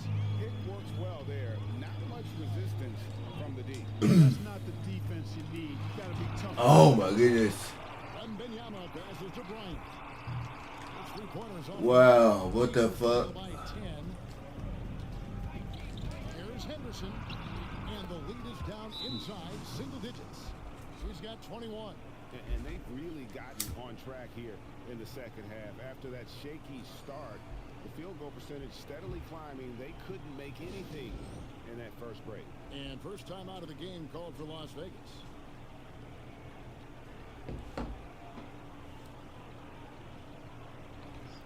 And Las Vegas making a change here. Walker's checked in. And Indiana with a change here too. Robinson's checked in for DeAndre. Henderson against Gilgeous Alexander. Oh, why did I do that? The offensive rebound. Oh. Henderson with the block. And he recovers it. Shot up 2 there. Wembanyama's got 4 this quarter. And so it's DeRozan. He'll bring it up for the Pacers. Trailing by 10.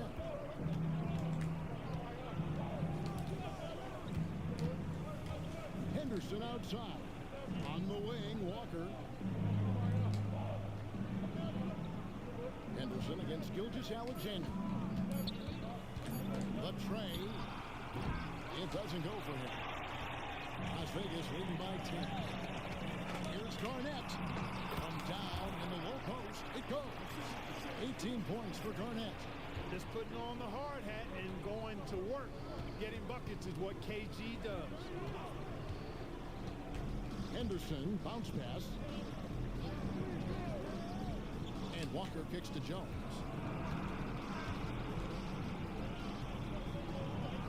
Oh, nice. Gilgeous Alexander against Henderson. And the layup is good. Gilgeous Alexander's got 13. And an important part of every team's game, a look at the hustle stats for Las Vegas. Phenomenal work on the defensive end so far. That stands out the most. They've made it their mission to block shots and make things hard for the opposition. And another thing, guys, they dominated on fast breaks tonight, outrunning their opponents. Boy, you have to be impressed with the offensive production. They have got it firing on all cylinders. And, you know, the lead just keeps growing. I mean, this game is not going to get out of their grip. They're going to keep pulling away. And Indiana making a change here.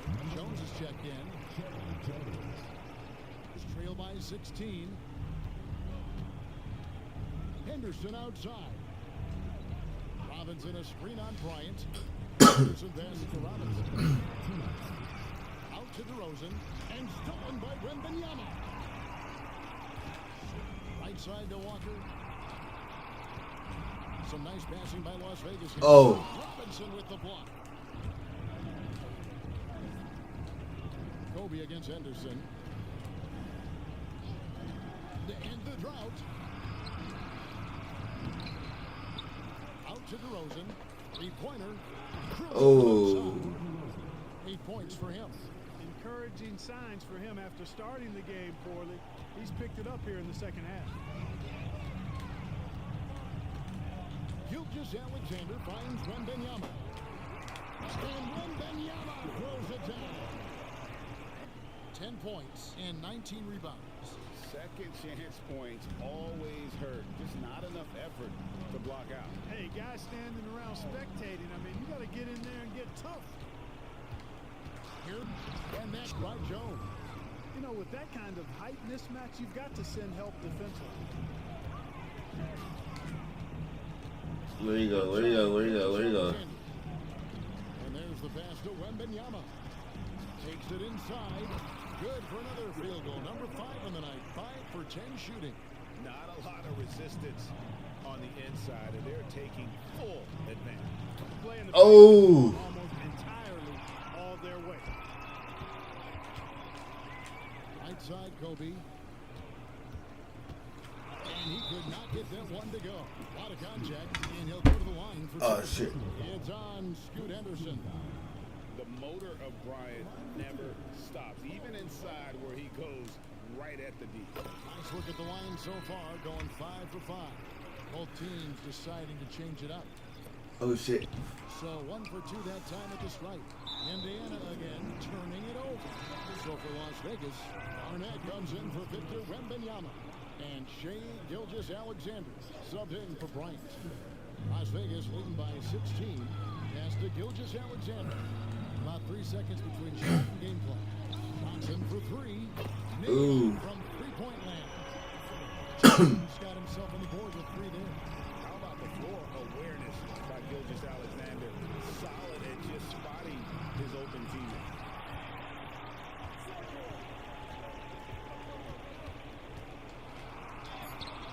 Garnett inside. And there's the bucket. Stay with it on the offensive glass, getting it done.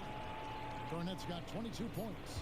Unwilling to let up even for a moment. That's his killer instinct, just fanning the flame. Yeah, I love the fact he doesn't play the score. He just keeps coming, attack mode. He doesn't know how to step off the gas pedal. Kevin Garnett, the big ticket. He's feeling it tonight and has been the driving force for Las Vegas. And of everything he's doing well, it's his scoring that you point to first. Already 22 points in this game. We've got more in store for you. And while we can now, let's take a look at today's State Farm assist of the game. And the definition of teamwork right there, guys. I mean, what great communication between them, and what a beautiful feed. For me, next to the big-time alley-oops and monster throwdowns, passes like that are probably the next best thing when it comes to sweet-looking NBA highlights. And there have been 2 very different performances from these teams today as we get going in quarter number 4. Garnett out there with Victor Wembanyama. Then there's Kobe. Then there's Jalen Green. And it's Gilgeous-Alexander into the points. Wow, he got whacked on that one. Shouldn't be much debate there. Blatant contact. Straightforward call. Simple. Clark, I'm not sure there's been another era in the NBA with so many fantastic passers at every position. Yeah, I think it's a function of what we saw going back into the 80s with Bird and Magic and how they shared the ball with such great passes. And you had another group of outstanding playmakers at the point guard spot and on the wing. So now, centers at this particular stage in the game's evolution are playmakers, excellent passers, and are players that teams can run their offense through. So I think it's just been kind of a natural evolution because of the skill level of all players when it comes to passing. Ayton kicks to Poole. Drives to the hoop. Uses the glass to finish the layup. Totally unselfish play there from Ayton. Sends the ball to someone with a wide open look. Gilgeous-Alexander. Oh, fuck. A three-pointer off the mark. And so it's Jones. He'll bring it up for the Pacers. Here in the fourth quarter, their defense has been very strong, allowing no baskets.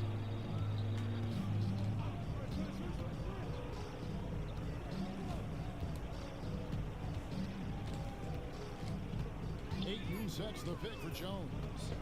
Shoots over Gilgeous-Alexander. Jones, no luck. Las Vegas leading by 17. Here's Green, and it's Bryant in the corner. Here's Wembanyama. Shit. Rebounded by Poole. Jones, the pass to Ayton. That one good for 2. 9 points for DeAndre Ayton. And they're showing much more focus here in the second half. More effort as well. And their offense starting to show signs of life. And the shot goes in. This just proves how tough Kobe is. Rushing off the defense inside, a no-brainer. Poole against Green. Poole the pass to Jones. Kicks to Ayton. Outside Robinson. From outside the arc. It's rebounded by Las Vegas. Wembanyama's Gilgeous-Alexander with it. Robinson picks him up. They kick it out to Green. Oh. Kobe dishes to Green. It's rebounded by Indiana. You know what? They're winning, though, despite Fuck. the fact that he has just been really off. And the call will be against Kevin Garnett. That's foul number 2 for him. Walker's checked in for Robinson. A little over 2.5 minutes have passed here in the fourth quarter. The three from Poole. And the Pacers can't get it to go. Las Vegas leading by 17. Alexander finds Bryant. And Bryant slams it in. When he catches the hot hand, good luck trying to slow him down. Plays so under control, can spot up, create for himself a matchup nightmare. Poole with no one around. That one rolling around and rims out. You know what? He's just stone cold right now. Really not sure if he's their best option offensively as they try to get back in this game. Not easy by any stretch of the imagination, but finishes like this from Green, I think, demonstrate how tough he is.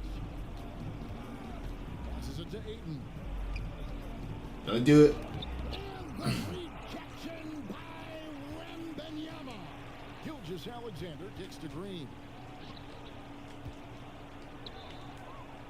We love the fact that the NBA is constantly evolving. Greg, what have you thought of the recent schedule adjustment? I think the league's done a great job cutting down on the back-to-backs. And also, I like these two-game, like, baseball-style series we've seen. Limiting travel helped big time. Here's Jones, and he's fouled pretty hard on that shot, but he's got the chance to pick up the points at the line. That one on Alexander. First free throw is good. DeMar DeRozan is checked in for the Pacers. Henderson comes in for Poole. This is as good as it gets from the charity stripe here in the second. Yeah, you know what? You have to keep on keeping on. Keep drawing contact, attacking, getting to the line. That will certainly give them a chance to get back into the game. Jones looking for an opening.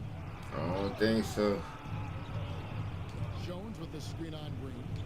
Pass to DeRozan. Fires the three. Ain't no way. It's rebounded by Las Vegas. And here's Las Vegas. They've outscored them 10 points to 2 during this run. Oh, shit. He dishes it to Henderson.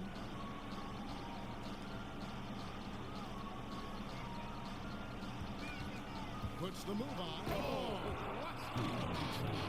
that is not possible. What we just, is that possible? I think it is, Greg. Not probable, but like possible, like you said. He's one of the few players in the NBA who can pull something like that off. Here's Alexander. For the 8th time in 15 tries from the floor. Pacers trail by 21. Jones, the pass to Walker. Now here's Henderson, guarded by Green. Floats one up. And the rejection by Wembanyama. To the middle. They double team Wembanyama. It's stolen by DeRozan. And a lot of... Whatever, nigga.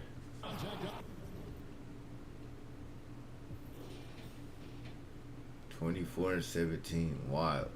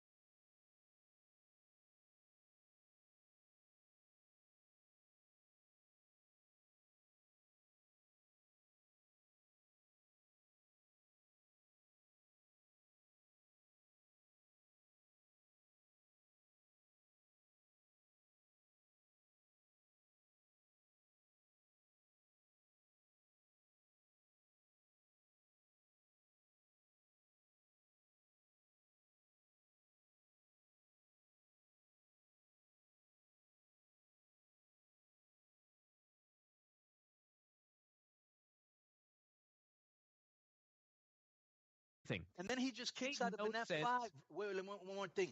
Then he kicks out of an F5 out of nowhere. Why didn't he hit him with at least 3 of them or something? And why didn't he destroy? I mean, you kind of killed didn't kill him, but you know what I'm saying? You really did a lot of damage to Strowman. Well, here's the thing. So you can't do this anymore, but there was a reason that back in the old days, like you built a show from the opener to the main event. And the opening match was like a basic wrestling match and a guy won. And you kind of build it up for there. And if you're going to break tables or something like that, it's going to be only in the main event. That's the way things used to be. And the reason it was done was because of things like this. They had an idea for this main event. And I guess they want to get over the F5 as this unstoppable finish that nobody can kick out of now, even though people have kicked out of it before. But now they want to make it unstoppable. They beat Joe with one. They beat Braun with one. Mm-hmm. But the problem is, in a modern wrestling promotion, where on the undercard, you've got dudes kicking out of a top rope AA and rolling AAs, and that spot in the tag team match where Seth Rollins gets powerbombed off the middle rope onto Dean Ambrose, who just took a white noise, and Dean kicks out. What a great move, by the way. It was a great move, but, like, you can't do a show like that and then expect people not to be disappointed when a dude hits one F5 and wins. Because here's the thing. There's a suspension of disbelief. And wrestling today it's difficult to suspend disbelief because the wrestlers have evolved into having superhuman recuperative powers. Okay, because they're kicking out of everything. So when your monster doesn't kick out of something like that, you're just like it's like it totally took your suspension disbelief and just just smashed the windshield of it. It's like, wait a second, what just happened there? It's like you're thinking like it was a mistake. Like when he didn't kick out. I literally thought at that moment when they counted 3, he didn't get his shoulder up. Well, he was supposed to kick out there. Oh my God! Now he's going to get buried because he forgot to kick out. That's what went for that split second. That's what went through my mind because I could not believe that he did not kick out of that. It's just like in that tag match where the finish was a DDT. Yeah. A guy got powerbombed onto another guy off the middle rope after he took Sheamus's one of his finishes, and the dude kicks out, and then he loses to a DDT. Yeah. And then they do all of these crazy high spots and kickouts in the Cena match, and then one spear. That's the end of the match. Yeah. I mean, listen, if you want to get big pops out of the crowd, then the way to do it is to kick out of moves. But you need to accept that people are going to be upset about your finishes when guys go down to a spear and a DDT and an F5. Like, you have to accept it. It sucks. Guys, but if that's the way you want to do your shows to get a reaction from the crowd, then that's what's going to happen when you do those finishes. Guys, I would like to say that I thought JoJo, the ring announcer, not to be confused with our producer, JoJo, a.k.a. Philly Twink Boy, looked great as always. What were you saying, Joe? I know Brian's got to split its quarter oven. Shane's waiting as well, so if you guys want to wrap up. All right. You got any? Okay. Where can we find you at, Brian? WrestlingObserver.com. That's all you need to know. Just head up there and check that out. Everything you need to know about the website's up there. Links to Observer Live, all of our podcasts, The Observer. It's all up there. So check out WrestlingObserver.com. Don't you have like a podcast or an audio show? Yeah, it's all up there. Just head up there and check it out. All right, man. Thank you very much, Brian, for being on Keeping It 100. Boom.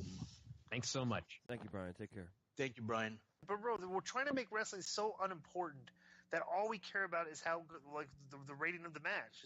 But bro, it's an extension of anything else. It's like when you go to the movies, thumbs up, thumbs down, Rotten Tomatoes, 4 stars or 5 stars. Movies, it's just same thing. Meltzer's the Rotten Tomatoes of wrestling.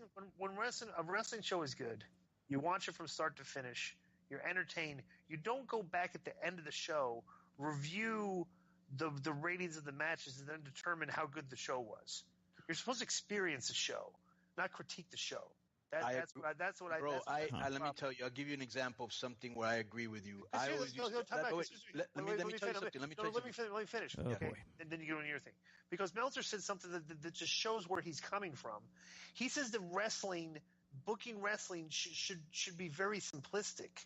And like very like it shouldn't be confusing at all, or just like it should like the booking should be so simple. Like all we care about is the matches and how good they are. It's like no, people want their brains challenged. You know, they want to ask questions. They want to they want to be confused because they want to try to figure things out. Right. You know what I'm saying? That's the way fans of good TV shows react. People don't watch, bro. If you thought you knew what was going to happen in every episode of Breaking Bad, would you watch it? Like how many shows did you watch? I predict what's going to happen. The show happened. Predict the next show is going to happen. Predict you'd lose interest. You know what I'm saying? You want things to be unpredictable. Well, the last time sorry, go ahead. The last time they did something unpredictable where everyone was excited to find out what was going to happen was when Kurt Angle had a big secret, and look how they finished that off. Like they start out well and they can't finish. The finishes are always terrible. Bro, let me tell you. So I always used to think when I would wrestle guys like, for example, what's this guy's name? Jim Duggan, right? Mm-hmm. And they'd be like, yeah, that match was 1 star. And I was like, bro, I was in the ring with him, and the guy's like more over than just about anybody in that dressing room except maybe the main star. The guy's over. They chant his shit. His shit is easy to understand. Mm-hmm. You know, the clothesline, the thing, the boom, the yo-ho, and all that. Audience and that to me is yes. Right. And that doesn't. So you're right. It shouldn't just be about work rate. Those other things have to be taken into account. Because that was an entertaining match. Right. You can speak for the fan. The one thing, let me tell you something. The one thing most guys wanted to do when you're working in an organization is you want to be working with the guy that gets the best reaction. Then you want to work with probably second on the list would be the guy that's the best worker. That's creatively you're thinking wild shit out there. But probably if you ask most professional wrestlers, they ask who do you want to wrestle? Well, who are they going to say? I want to wrestle the most over guy. I want my reaction to be the loudest. You know, that's what we want to perform. We don't give a rat. You know, we don't care, bro. The wrestlers today wrestle too much for Meltzer and not enough for the people, and I think that's a problem. I definitely think that's a problem. You say for Meltzer, there's a lot of people who don't even know who he is. That's bullshit. Just what they like. But there's no. I'll tell you what the indie. Everybody in PWG knows who he is. Everybody in Ring of Honor knows who he is. Most of the WWE fans know who he is. Most of the New Japan fans, all the New Japan fans, for the people that we know in wrestling, for people that we know in wrestling, and the workers. Right. Okay. Don't tell me all the workers don't know who he is. Okay. Every worker knows who he is. But you act like everything he says, people have to, you know. There's stuff that. Let me tell you. I bet you this, bro. I read his shit. So let me tell you. If they knew that Dave Meltzer was in the crowd at one of their matches, they would wrestle. They would wrestle. Of course, he's an influencer in our business. Thank you. You're making my argument for me. Right. 90% of the guys. Okay. You said I could wrestle Ricochet in front of Dave Meltzer in the crowd for free, or wrestle the Disco Inferno for $2,000 in Las Vegas. What do you think most people would? What do you think most of the guys would say? I know these wrestlers today. That's a good question. That's a good question, isn't it? Because in their minds, they think, oh, if I have a match with Ricochet, it's going to get me to I can market this match and make more money. And Meltzer's, you know, that's how these people think. And I'm like, bro, just go out there and work with the fans, entertain your audience. You know, it's like, shit, Jesus. Yeah, but you got to remember, Dave just writes what the industry does. You know, at the end of the day, he's a critique of matches. Yeah, but just like just like you used to go. Well, let me say something. Just like you used to go, right, to Cisco all the time to see what you thought about his movie choices, right? Because you like his opinion, right? Yes. Mm-hmm. Well, a lot of people like his opinion. Yeah, but here's the thing. This is like, let me tell you what the problem is. This is like going on, like if you're watching CNN for news, okay, right, and they're giving you news, and at the same time they're telling you shit that they like and don't like. It's called editorial privilege. You should be one or the other. If you're doing news, you're giving an unbiased account of what happens. If you're critiquing things, you're not giving news. You're giving your opinion of what you think something is. Well, because people like his opinion. Disco, you listen. But that's my point. You listen to a lot of sports podcasts, right? Or read, Sports Illustrated or whatever. I mean, those are reporters that are giving their opinions on whether or not this guy's a good player or whether or not whatever. It's the same thing, wouldn't you say? You respect their opinion. They're editorials. But you respect articles their opinion. Their opinion, right? But I'm saying his opinion of matches are not historical facts. The people in this business kind of like look at his ratings of matches as historical facts, which they're not. They're just opinions. That's my point. Yeah. But his opinion specifically holds a lot of weight, mm-hmm. And my point is that if you look at the history and the scope of the business these days, is the stuff he likes does not show any type of metric or anything to drawing or making you a lot of money or drawing a big audience. He likes spot monkeys. He likes that style of work. He likes guys that He just likes entertaining matches, bro. He likes New Japan matches that there are no spot monkeys in. You know, he loves UFC. Like, you know, yes. Well, I'll say bro, this. I think, wait a minute, let me just say this. I've been very informed by Dave. As you know, he's my boy. I think that a lot of this might be, and tell me if I'm wrong, because of all the shade that he's thrown on Vince. No, absolutely. Okay, bro, have you met Dave? Have you met him? Have you met him? Dave Meltzer, yes, I met him a couple times. Yeah, he's a nice guy, bro. He's not I've never said he's not. I said in the past, he's written inaccuracies about me specifically. Right. Okay. Never apologized for it, but I didn't ask for apology. But I'm just saying this. I don't care about that because it's so far long ago, but it still happened. Okay. Right. And what it did was it molded an opinion that I had of him.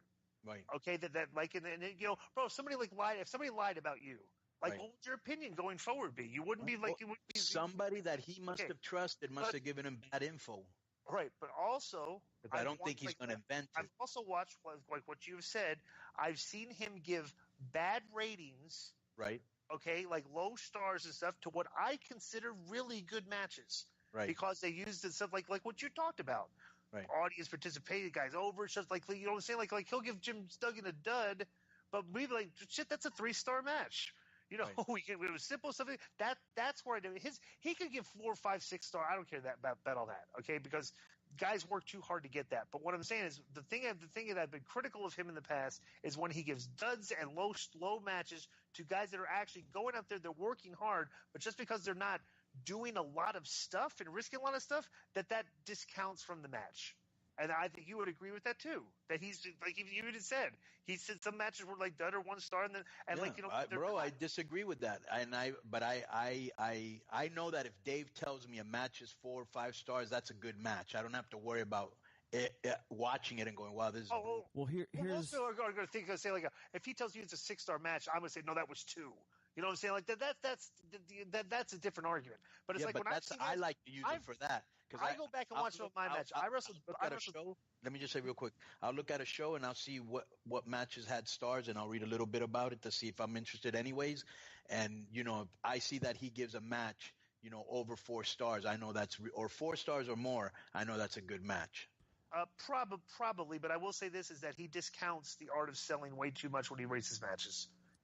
That's one thing I think that is and that's a thing that I think resonates through the business is guys do too much. They kick out of too many things. Just do, and matches like that, he like I said, he doesn't. You know what? Let's bring him on here and ask him that, because I think he does appreciate selling.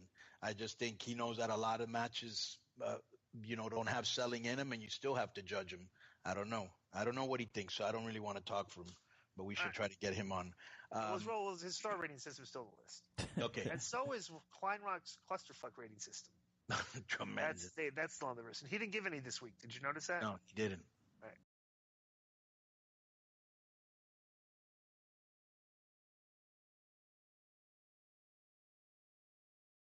Cable TV started 1979, right? So before cable TV, it was just like the territory days. And bro, there was a lot of guys that, you know, like Ole, you know, Flair, Bill Watts, like that. Bro, they were before cable in the territory days in the South, where it was just, you know, the attitude is just different back then. It's like the mid-70s in the South, probably a lot of racial stuff that nobody would even really, you know, there's just part of the culture back then, you know, and then all of a sudden you get on cable TV and more people are seeing these things, these ideas that these Southerners have for wrestling and stuff, and then it kind of makes you aware, well, wait, we can't do this. You know, I think cable TV. It was just a different era. We weren't politically correct. Yeah. I remember one time I did an interview, Dave, and they asked me something about Terry the Stooge Taylor, and they were like, "Whoa, do you think Terry's a racist?" And I go, "No, but I wouldn't put it past him." And he got super hot, and he called me out. Where's he from? Gainesville or some shit like that? Vero Beach. And I was like, bro, you're from Gainesville or some shit like that. You're going to tell me you've never said or seen anything. Come on, bro. You know? And so it is what it is. You know, it wasn't you know, that's how it was in the South back then. It's kind of funny that during our time. If I could just say one thing. Yeah. If I could just say one thing. I love Rocky King. Rocky King was a great guy. Rocky King was a great guy. I love Rocky King, and I miss him. but I'm not sure about Flair. I spent a lot of time driving down the road with Ric Flair, just me, him, and Arn, or me, him, and Arn, and Charles Robinson, and I never heard that word come out of his mouth. And I've heard it come out of people's mouth before. Don't get me wrong, but never Ric Flair. So I'm not that Ric Flair's perfect in any way, shape, or form. But neither you or I were there, so we don't know. But I have heard Flair make racist comments about Mexicans on his podcast and while he's fucking dancing on the bar half nude. But we all know he did that. Look, I'm not defending Ric Flair. No, I'm not saying you are. You never heard him, and that's I'm not saying that's cool. Times have changed, obviously. Yeah, it's like that. Nobody here. So I'm gonna read something here because you and me have never talked about this, and you wrote this, and I just was like, wow. So this is page 105, and you're talking about Rey Mysterio, okay? Rey was a lot smaller than people expected him to be, especially when you saw him standing next to someone like Kevin or Hulk. He was shorter than I was, for crying out loud, and I'm 5'6" on a good day. Back then, a guy that size was unheard of. You didn't have enhancement talent that small. The thought process in the business was, well, if we put someone like that on TV, who is the other guy beating? He's beating a midget. Some people have been indoctrinated by virtue of their experience in the industry towards developing a certain mindset, one which dictated what wrestling should be and conversely what it shouldn't be. A lot of old timers in the back, the agents, for example, were sitting there questioning it too. We're going to put this motherfucker over? That's just fucking acrobatics. He's a fucking gymnast. It doesn't make any sense, and it gives away the business. Finish here. It says, out of respect for Conan, who was influential in introducing many of the Lucha Libre talent, it wasn't said too much in the open, but you knew that the feeling was there. I'll tell you this, 60 seconds into Rey Mysterio's first match, nobody ever murmured shit again. He was a fucking star. He shut down the entire locker room within a minute, and eventually, I'd argue that he, along with guys like Juventud Guerrero Psychosis, changed entire business and for the better. I always want to acknowledge that story because the next time somebody walks in the dressing room, how about this for a rule? Be fucking guy work. I couldn't have said it better, you know? And I mean, I remember that like it was yesterday too. You know, it wasn't like out and out. People were saying it, but murmurs. People were whispering. He's a lot shorter than we thought he was. He's a lot smaller than we thought he was. And like I said in the book, 60 seconds into that match, nobody ever said anything again. Rey Mysterio, to me, and it's amazing he's still doing it. And what a nice guy, what a good guy. But I was on a local radio show yesterday, a local sports radio show. And after we got done, we did a draft where, like a fantasy football draft where you could pick your team from WCW, 5 guys that you want to have. And I got the first pick. First person I picked was Hulk Hogan. Second person I picked was Rey Mysterio. That's how much I respect Rey for changing this, and he's just such a star and a nice guy as well. So nothing but respect for him, and his son is kicking ass. So God bless him. Spencer, I want to bring up a story that somebody told me that we should talk about that you didn't write about in your book. All right, it was a WC Thunder in Philly, and it was being delayed. You had to work the crowd and tell jokes for a half an hour. How did that go, and how did that get over with the Philly crowd? I think I wrote about it in the book. Oh, you did write about it? He did write about it in the book. Yeah. Oh, you did write. I missed that part. What did you? Yeah, because let me ask you, Dave. First, if you notice, the first 2 questions were about disco. That's number one. Of course. And number 2, I guarantee you, he went to the back, where you put the name and the page, the index, and probably looked for his name, which you don't have an index. But anyways, he probably looked back there, and that's the only thing he wants to talk about. But go ahead. Or something where he can bury you. Yeah. I would skim through a few pages that looked like they were boring, and if something caught my attention, I would start reading those pages. But that's so I've got attention deficit. What was boring to you? How was your I don't know. It was boring because it was just. I just thought looking for your name. Okay. Well, if I see like Craig Leathers and stuff like that, I'm just like, I don't care. So I'm you just talked about Craig Leathers in the first question, so I'm aware of that. I'm aware of that. Go ahead. Penzer, do you like that 30 years later the ball busting continues? Right. Oh, it has to. Yeah. Right. All right. There's no other way. Right. Exactly. Go ahead. So how did it go? Your stand-up thing? Well, what happened? I don't know if you guys remember this. We were in Philly, and we're taping Thunder, and I counted down the crowd. We're going to be on TV in 5, 4, 3, 2, 1. A theme song happened. The pyro went off, and all of a sudden, everything stopped. There was no intro. There was no anything. It turns out that I think Scott Hall and Terry Taylor got into a physical altercation at the go position, but I didn't know that at the time. So they stopped the entire showdown for literally, it might not have been 30 minutes. It might have been 15, but it felt like 2 hours. And basically just said, "Real time, Penzer." And I did my shtick, let me see who has the best posters. I'd read off the posters, who's excited for this match? Well, who do you think's going to win this match? And then I started running out of shit. And, I grabbed, that's a tough crowd to run out of shit in front of. Yeah, I know. Trust me. So I wonder if they had the Penzer. Penzer, you were always out in the ring, so you never saw this and stuff. But I would hang out.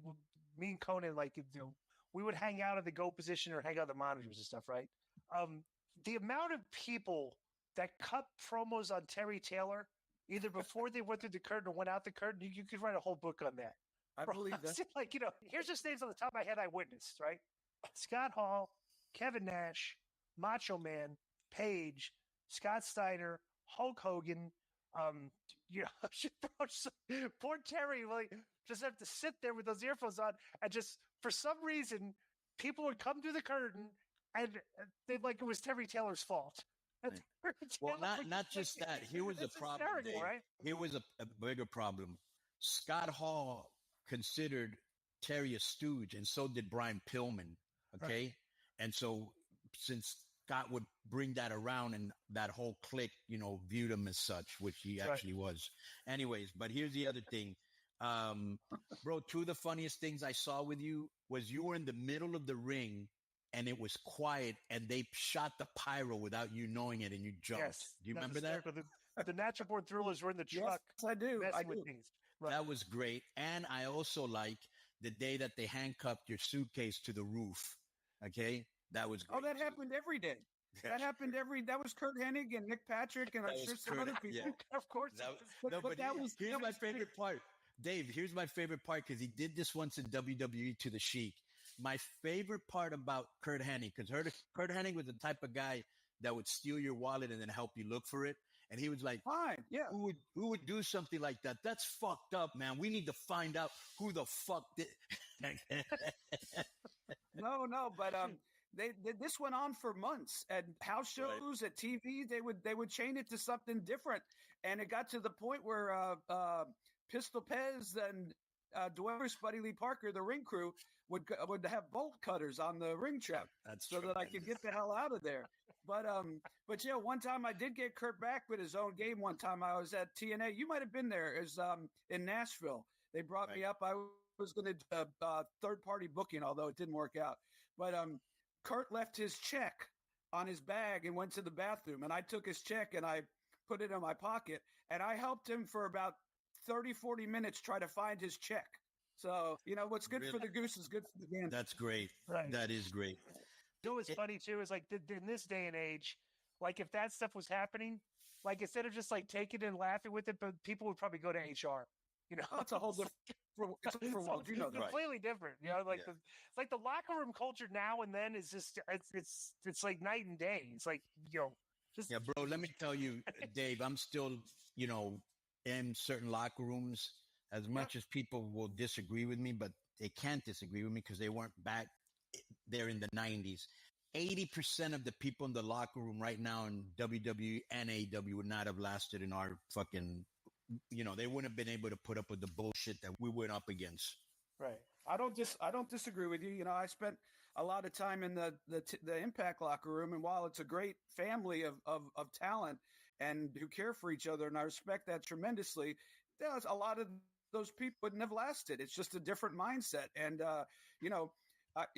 I had one of my best friends in the entire business called me Jew bastard for the entirety of my time in WCW.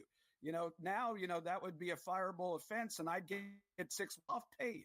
But, it didn't bother me at all. If it bothered me, I'd have told him to stop. And it was just sort of his nickname for me. So, right. So, it's a whole different world. I agree. Before I forget, I know I've asked you to do this before, but I'm going to ask you one more time. Right. Next time you see LaParca, tell him to fuck off. All right. See who?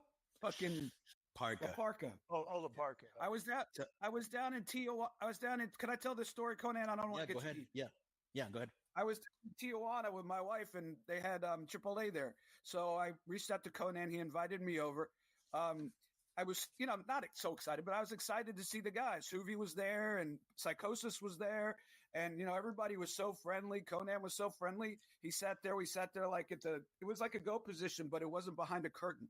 And but I went to LaParca time me. He acted like he didn't know who I was, and so he could kiss my ass. But Conan, I don't know if you remember this. I'll never forget. We were sitting there. The main event was on, and like it was all hell broken loose. There's like, I guess I didn't know at the time, but there's really no rules and no tags and stuff like that. And you looked at me and you said, "Pinzer, you don't have a fucking clue what's going on right now, do you?" And I said, "Absolutely not."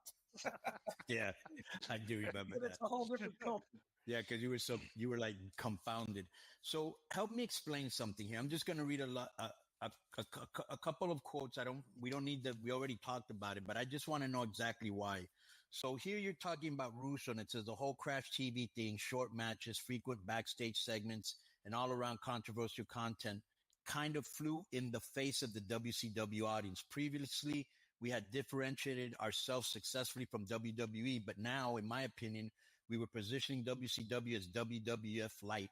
Much of the content tended to be silly and juvenile, and most of the big angles went nowhere. Some of Russo's public comments probably didn't help matters either. Infamously, he professed to not giving a shit about the Mexican and Japanese talent. In another interview, he promised that Starrcade 99 would feature something big to lead WCW into the next year. Ultimately, however, Russo's Starrcade ended in a rehash of the Montreal Screwjob, and after the following night's events on Nitro, another reformation of the NWO. Then you go on, and you're talking about Kevin Sullivan here. Unlike most people in the industry, Kevin had the ability to separate his personal feelings from business. Nevertheless, he was fully aware of the dissension that was building in the locker room. Some of those guys he predicted are not going to like that I'm the booker. They're really into what Russo's doing, the way he's pushing the young guys, even though Russo doesn't have a fucking clue how to do it. And there's other shit here. My question is, because I had checked out by that time, was it Russo's bravado that he thought he knew more than he did? Was it the fact that, he was featuring himself too much on TV? Was it the fact that, as you say, he was doing angles that went nowhere? Was it a combination? Why does he get so much heat, do you think? Well, it's a common of everything. I mean, WWE had Degeneration X. We had the Filthy Animals, right. General Erection. I mean, it's just silly stuff, and it made us look stupid. It wasn't what our fans wanted to see. They were used to reality-based storylines and not characters, like Duke the Dumpster Drosy type character. And in my opinion, it just, and he was selling himself when he first came there. And this, Conan, as, I'm going to get all you guys over. And, you guys, you had been, look, I'm not going to say that you guys didn't have a reason to be down or upset or whatever. They held you down for a long time. And, so when Kevin took over the book, when Russo went home, he knew he was going to, remember, he put the belt on Benoit, and then the guys walked out the next night, and I begged them not to. The stories in the book, I think you and Ray were also originally going to leave. We were going to leave, yeah, right. Yeah. So I understood both as, look, Russo could be a charming guy. And at that point, we didn't really know, exactly, that he was going to put himself over and do so much ridiculous stuff. You can see the writing on the wall, but there was hope, at least for the young guys, that, we're going to get a chance. But would you believe this, that Kevin really was going to do the right thing? But you know what? Those guys did what they did, and they bet on themselves, and they were right, because they became huge stars based off it. But because I remember, because I was in that conversation to leave, the reasons I didn't leave was two. The luchadors were like, please don't leave us here because we're going to get buried. And two, I actually had told Eric, or whoever I told, maybe Bill Bush, I had said, let Ray go with me, and they wouldn't. And I wasn't going to leave Ray there alone. So, but would you agree, though, that when he great work? I don't know exactly how much he did. Right. And I don't know if I trust I gotta cut you off. Well, he said he doesn't know. Okay, because here's the thing. This is the revisionist history that's not being told. All right, when you talk, remember Conan, we talked about the story. Like we picked up the soundbite where you talked about Nash, but the soundbites picked up at the part before you said, Hogan, Eric does himself to Hogan. Like didn't tell that stuff. Just pick up from there. All right. Everybody always talks about Vince's WCW run. Okay, and it didn't work. All right, and there are many factors that didn't work, and blame could be laid at his feet and everybody else's feet that weren't cooperating. But you can't ignore what happened before Vince came in. We were kicking the shit out of WWE. Vince started writing their show, and within a year, and after about a year, they started turning things around, and they started beating us in the ratings. So then we went and got the guy that turned it around and beat us in the ratings and brought him in, and within 3 weeks, everybody decided it wasn't going to work. So it's I could see how he would get, his attitude got very combative and what do these guys know? What do you know what I'm saying? Like I said, it's just. But one thing, Disco, is to be combative, and another thing is to have bad ideas. Okay, now, bro, you could go through booking history and look at all the bad ideas every booker's ever had. And I would love to have a conversation with somebody like a Bruce Pritchard to see how much Russo really was steering that ship. I'll tell you how much. Good on him. If he was, I had because here's the thing. Well, he obviously had input. Because there were only 3 guys writing. Vince, huh? Listen, this is from Vince, Ed, and Terry Taylor, the 3 guys that were sitting at the table with Vince McMahon. Okay, Vince, just like he would do. Terry Taylor was writing in WWE with them. You didn't know that? I did not know that. No. Yes, he's part of those 3. Well, he was which is why they all came. He only did that briefly in '99, and then Terry followed Vince back to WCW. Remember? But they're all still going to tell you the same story, right? Yeah. Okay, what they were writing was working, right? Okay, it wasn't like Vince was not okay. They got in a groove, and Vince said, sometimes McMahon's input would be just minimal. It's sometimes we would just give Vince the show on the day of the show because he was so confident because it's working, When it's not working is when you run into problems. But bro, why would Vince McMahon have to edit and filter a guy when he's writing a show that's constantly doing better in the ratings and you're putting the other guy, you're flipping the ratings with the other company. So when ratings, I'm not calling anybody. Here's what I'm saying. When the only time there's that any because ratings became such a big deal, there's only time when there's problems with booking is when you're not doing good numbers. That's when your stories, your ideas get filtered, so that could go. Look, I'm not calling anybody a liar. I've got respect for those. I'm not calling it. Could you hear me? Yes. Yep. I'm not calling anybody a liar, but it really. I mean, and perhaps I'm wrong. Maybe I'm wrong. I'm probably wrong because I believe you, Disco. But it's hard for me to believe that the guy that was writing the Attitude Era wrote for us. It's just hard for me to believe. Maybe it was the talent. Maybe it was different circumstances. Maybe it was Vince being more of an editor. I don't know. Let me ask you a question. Do you think Russo's time in TNA was considered a success? I would say yes. Well, here's the thing, Penzer. When you talk about success and failure, you have to measure it against things. Okay? Who is a benchmark of success and who is another benchmark of failure?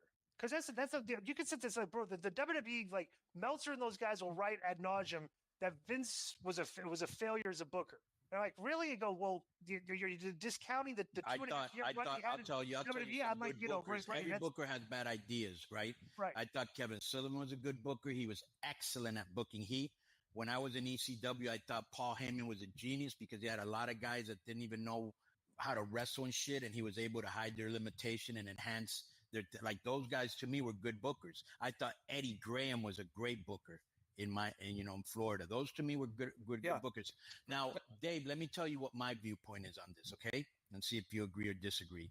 I think that Vince went in there and he had a lot of fresh ideas because he was doing the magazine and, putting cool covers that were selling. And Vince was smart enough to go, hey, this is going to pop because Vince was a genius himself. He brought him in. He let him go. He had really good ideas. Eddie Teddy Bear Ferrara, who, by the way, has Sea Monkey Heat with me till this day, okay? And so they were putting on fresh, cool shit. Everybody was behind them because they were getting slaughtered by us. But when he came to WCW, I think two things happened that didn't help. Number one, all the fucking guys that were getting paid by Eric did not want to cooperate. Because I remember, first of all, none of them wanted to work with the mid-carders, which you know that to be a fact. And then even when they brought in, remember that Natural Born Thriller group? Right. And they were all tall and they looked good. They didn't want to work with them either. You know what I'm saying? And I think, and plus, you know, he was kind of at odds with Eric. Hulk didn't trust him. So he had a lot of things going against him. But that doesn't negate that a lot of his ideas weren't that good, you know? And I always think, is this the same guy that was working over here? Why isn't he writing the same shit? But it doesn't help that people ain't cooperating with you. Same thing when he went to TNA. I once asked him, hey, would you ever book for TNA again? And he told me something that's very true because I've gone through this as a booker in Mexico, Dave. He goes, no, because a lot of the times when I write stuff, once it's gone through Jeff and it's gone through Dixie, it's not the same thing. And that used to frustrate me a lot too. Where I'd write something, I go, this isn't what I wrote, but this is what the owner wants, you know. And sometimes you have to fucking, you know, you're writing for an audience of one. You know what I'm saying? Anything that you would say on that? Well, I think you're probably on your take more than Glenn was right on his take of Russo. But you know, there were a lot of guys that weren't cooperating. You know, they were Kevin Sullivan guys, right? And you know, or Eric guys. The Eric guys, they didn't want to work with the mid-card, what they considered mid-carders. Right. And so I agree with you. It wasn't as easy as it was in WWE. I agree with you. But I'm, you know, and I understand the point you're making. I've never thought of it that way. Because to my knowledge, like Jim Crockett never like signed off on what Dusty was booking. Dusty was the booker, and you know, that was it. So when you have owners and people that are changing everything, you know, then you know it gets diluted. So I tend to agree with that. That makes sense. Are you a football fan, Dave? I'm a fantasy football freak. Okay, so here's a great analogy, bro. How much does Jerry Jones butt in Dallas, where fucking Jimmy Johnson won 2 Super Bowls for him, right? And they both went to Arkansas, right? And he said any coach could have done that. Pissed him off. They were fucking pissed at each other for like 30 years until he finally put him in the Ring of Honor. Then he drove Bill Parcells away. And now this guy that's in there now, McCarthy, he's tired of Jerry Jones just meddling. Just own the fucking team and let the coach coach. You know what I'm saying? Yeah. It's a perfect analogy. Perfect example of what we're talking about. Yeah. And you know what? I say that this whole journey from writing the book to doing all these interviews and with friends and with strangers and in between, it's been like an epiphany for me. And you know, I learned something almost every time I do one, and I never really thought of it that way. So maybe I was a little bit too hard. I can't believe I'm going to say this, but maybe I was a little bit too hard on Russo. Maybe you know. Maybe he was. Well, it's easy to pile on somebody when they're down. You know, let's all go get him, the mob mentality. But can I ask you one thing before Motor Mouth starts talking? Out of all these, you know, shows that you've been doing, Talk is Jericho, and all these shows, obviously ours has been the best and most interesting, so you don't have to rate them.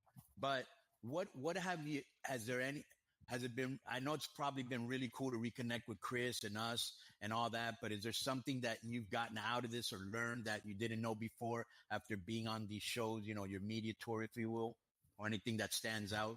Well, the biggest thing, and it's not that big a thing to probably the people listening at home, right. But I never realized that when I came up to WCW, having those enhancement guys, and you know, nobody in the locker room really talked to me. I don't know how I figured it out, but in hindsight, looking back, I never asked for a picture or an autograph. I never even would walk up to the guys I hello and shake my head. And, you know, or Jim Ross would say, hey, you know, could you run some guys for interviews? So, hey, Ricky and Robert, could I bring you down? They need you for some interviews. And I don't know how I figured that out or if it's just me, but the temptation to do the opposite as a huge wrestling fan growing up was there. Somehow I instinctually, I guess, realized that what to do. And, you know, if I would have done anything else, it would have lasted a week. So all I can tell you is this, bro. It was always good working with you. We always had a fucking good time. I consider you a friend. I hope you make some good cheese on this. You know what I'm saying?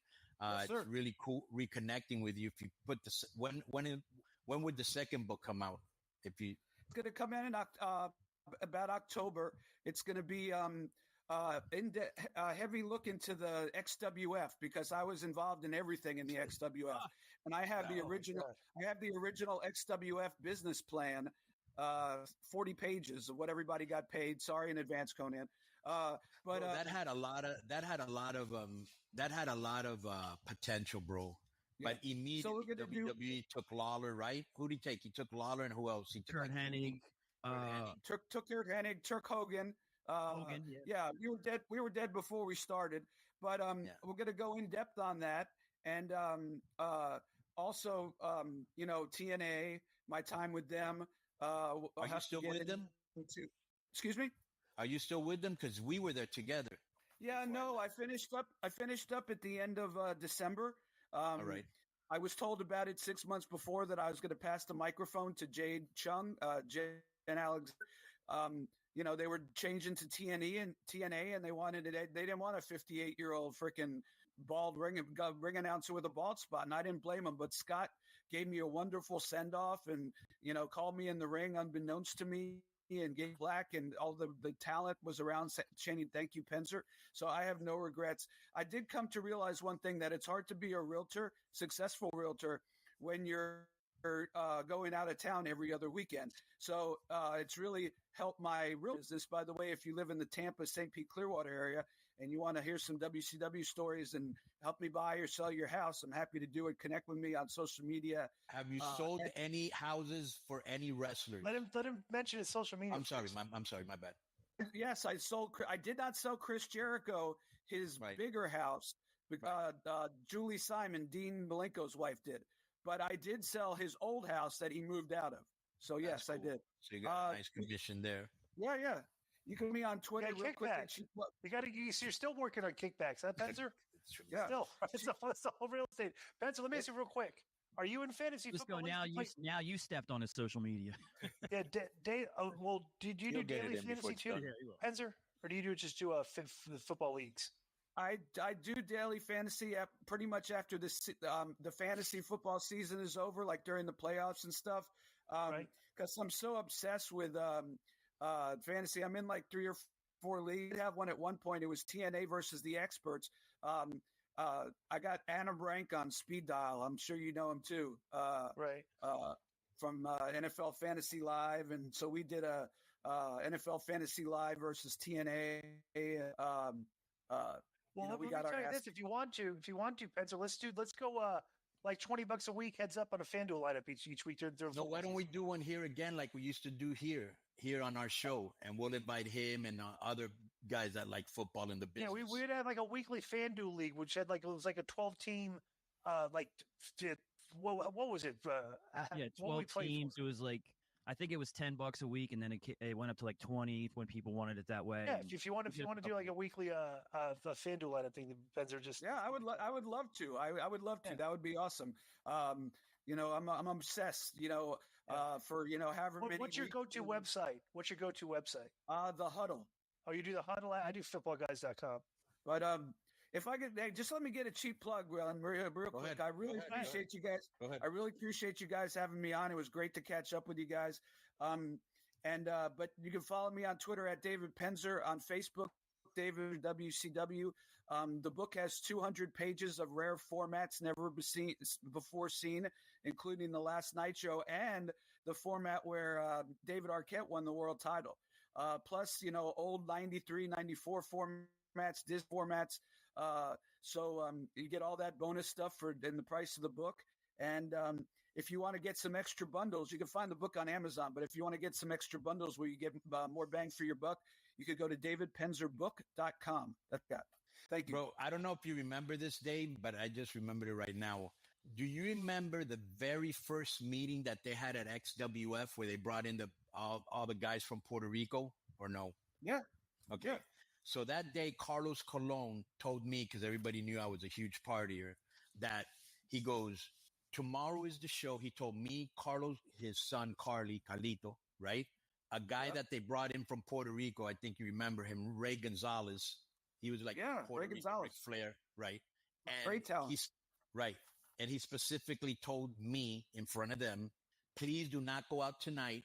Tomorrow after the show, go nuts. Okay. Yeah. And so they didn't want to go out, and I convinced them to go to some bar, right?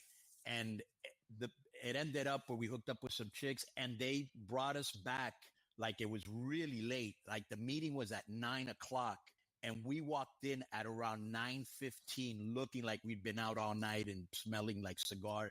And literally, when we opened up the door to try to sneak in, the meeting was in full effect, and it sounded, like in the movies when the needle scratches and everybody stops to look at you. Yeah. And bro, Carlos Colon was like murmuring under his breath, "Wait till I get you alone. Wait till I get you alone, bro." He cut into me probably like Arn Anderson did in the disco on that Pacific Northwest thing. He goes, "I ask you one fucking thing and you can't even fucking do it. That's my son. You're also Puerto Rican. You're also representing Puerto Rico." He went off. It was hilarious. But anyways, bro, it was nice to catch up with you. Good luck with the book. Always good times with you.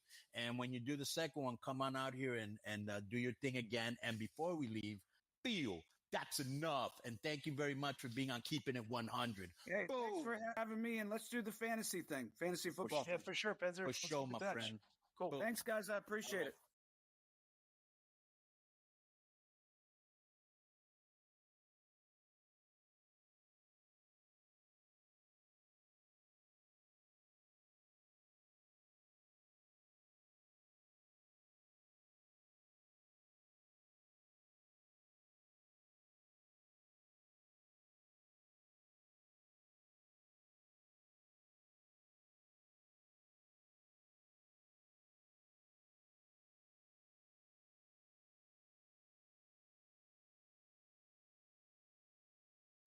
$418. Oh, we're almost at 420. Right. That's a good day. That should be a special episode. Who can we get? 420. Van Dam. We think like we could smoke. We could smoke while we're doing the show, but Conan does it every week, so it's not even an attraction. And occasionally, I'm on a nice little gummy.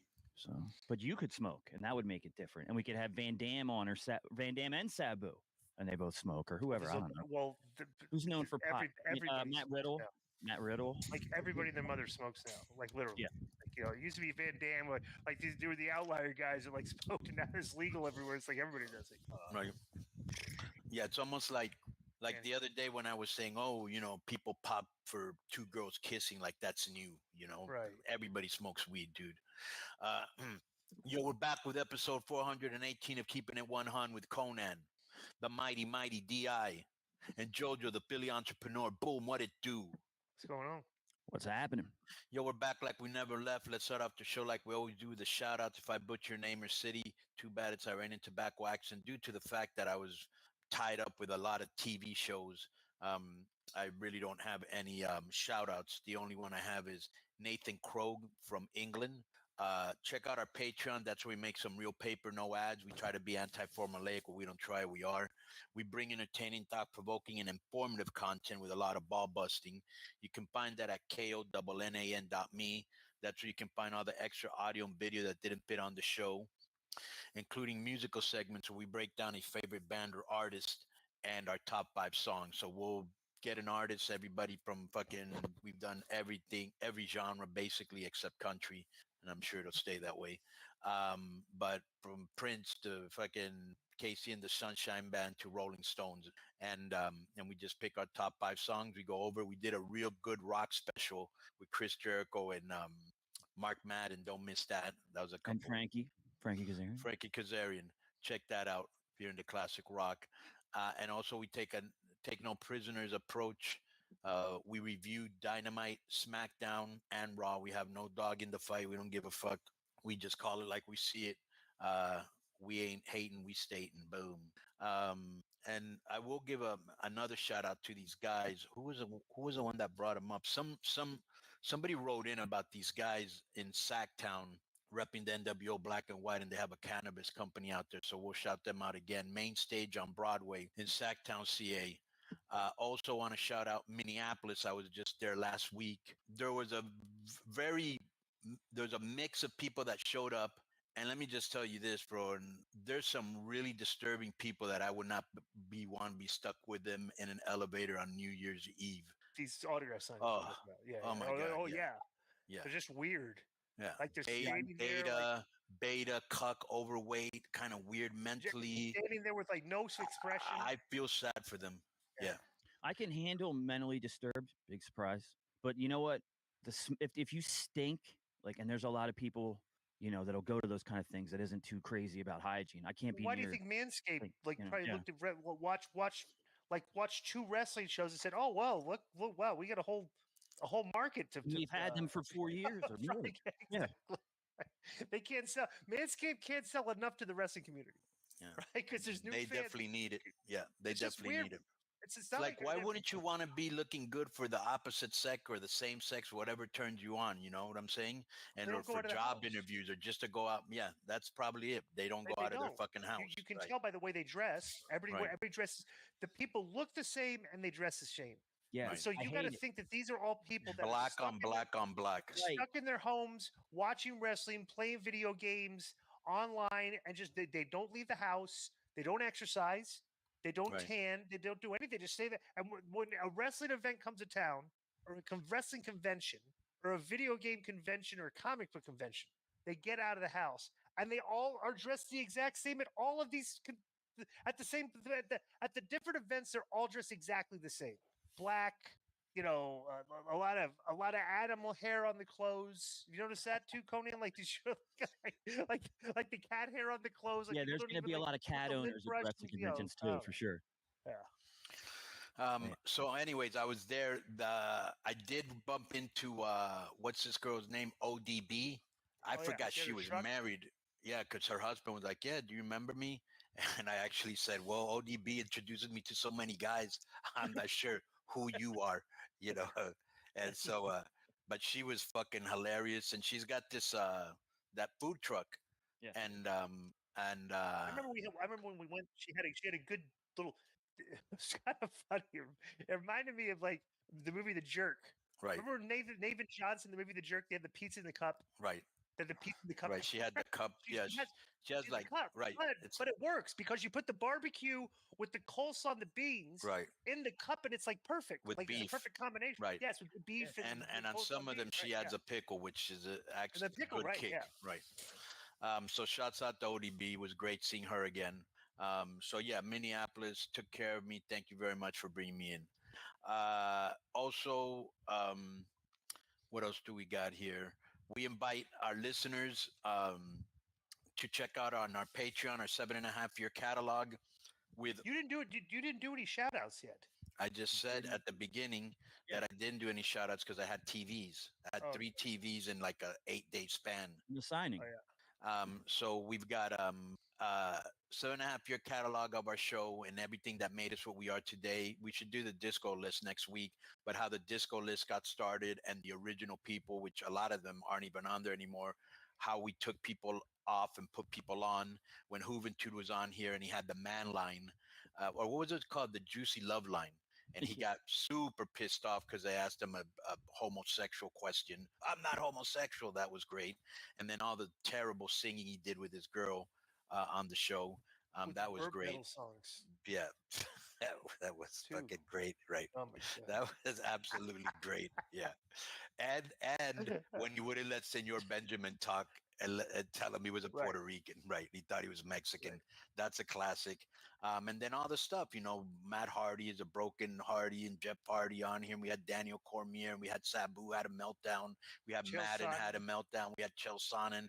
We had a lot of cool guests, Stevie Ray, Booker T. We had Tony Ferguson on before he ever blew up. Remember that weekend that all the Mexicans were fighting in Mexico and there were like 4 Latino MMA guys came on our podcast. And Diego was a big wrestling fan. Diego was a huge wrestling fan. Yeah. Did you keep up with his story, Conan? Diego Sanchez? What story? About when he switched from his camp to the one goofball trainer, Fabio something, and he was like a fraud, but he was like he led something called like the School of Thoughtfulness, and somehow he brought Diego in and kind of brainwashed him. Next thing you know, Diego had one guy in his corner. It was this dude with no MMA training or skills. It was a whole thing. There's a million YouTube videos about it. Joe Rogan made a lot of fun of it, but yeah. So I guess he finally broke away from the guy though. And then also we had also when Shane Helms was on here, which was very interesting because he got into a lot of discussions with Disco. It's funny too, Shane. We've done this. There are a couple shows about this. Joe, see if you can find one of those. Is where I've never seen Shane get angrier. What was the one thing that that Shane got angered by me more than anything? Are you talking about comic books? Yes. Yeah, adult coloring books or something like that. Right. Yeah. We should find that. Try to find that, Joe, to put that in one of the rehashes. Everything. So it's literally like cold open. Yeah, it's literally like, there's always arguments on the show or debates, if you will, but very rarely does someone insult someone. But that was like one of the times where Shane was just like, "You're a fucking idiot" or something. Like, it wasn't usual. No, he's never more upset than when I went after the comic book community. Yeah. But I was gonna say, I wish Shane was on, because if he had a segment right now, I would love to hear his take on this new Star Wars show, The Acolyte, which is just like universally hated. It's a whole PC thing around it. This lesbian chick wrote a show, and she put like witches and lesbians in it. The two lesbians made a baby and created the Force, and it not only did it piss people off because it was the DEI shit or whatever you call it, but also because it blew the Star Wars story out of the water, because it was supposed to be only Anakin that was born from the Force. And there was no. I don't even watch it. You're getting into geek talk now. Yeah, I don't know. They hate it. I'd love to hear Shane's opinion. I know he's not liking it. What else do we got, Joe? So people know on the Patreon. $15 tier and ups, where you get everything early and ad free, including the main show, the bonus mailbags. You'll basically get every bit of content we record each week in audio form. A lot of people patiently wait by their. They do. People patiently waiting by their phones. And Tyler Wee says the notification comes up, boom, and people get the first run of the first content that we've recorded. Fresh off the. It's like farm to table. Like we record it, put it out there. Like it's like when you go to the grocery store and get your vegetables, and you heat up the frying pan, and you put the olive oil in, and you make it, and you put it on the plate, and you eat it. Yeah. Well, it's like Harry Ruiz has said, who's been a listener to Patreon guy since day one. He doesn't even listen to the show per se. Like for the people that listen to the show and are like, oh, ads and blah, blah. If you were a Patreon member, you would get it not only right away, but also ad free. And Harry doesn't listen to the show as it's put together. He listens to everything as it drops, and that's what you can do on Patreon.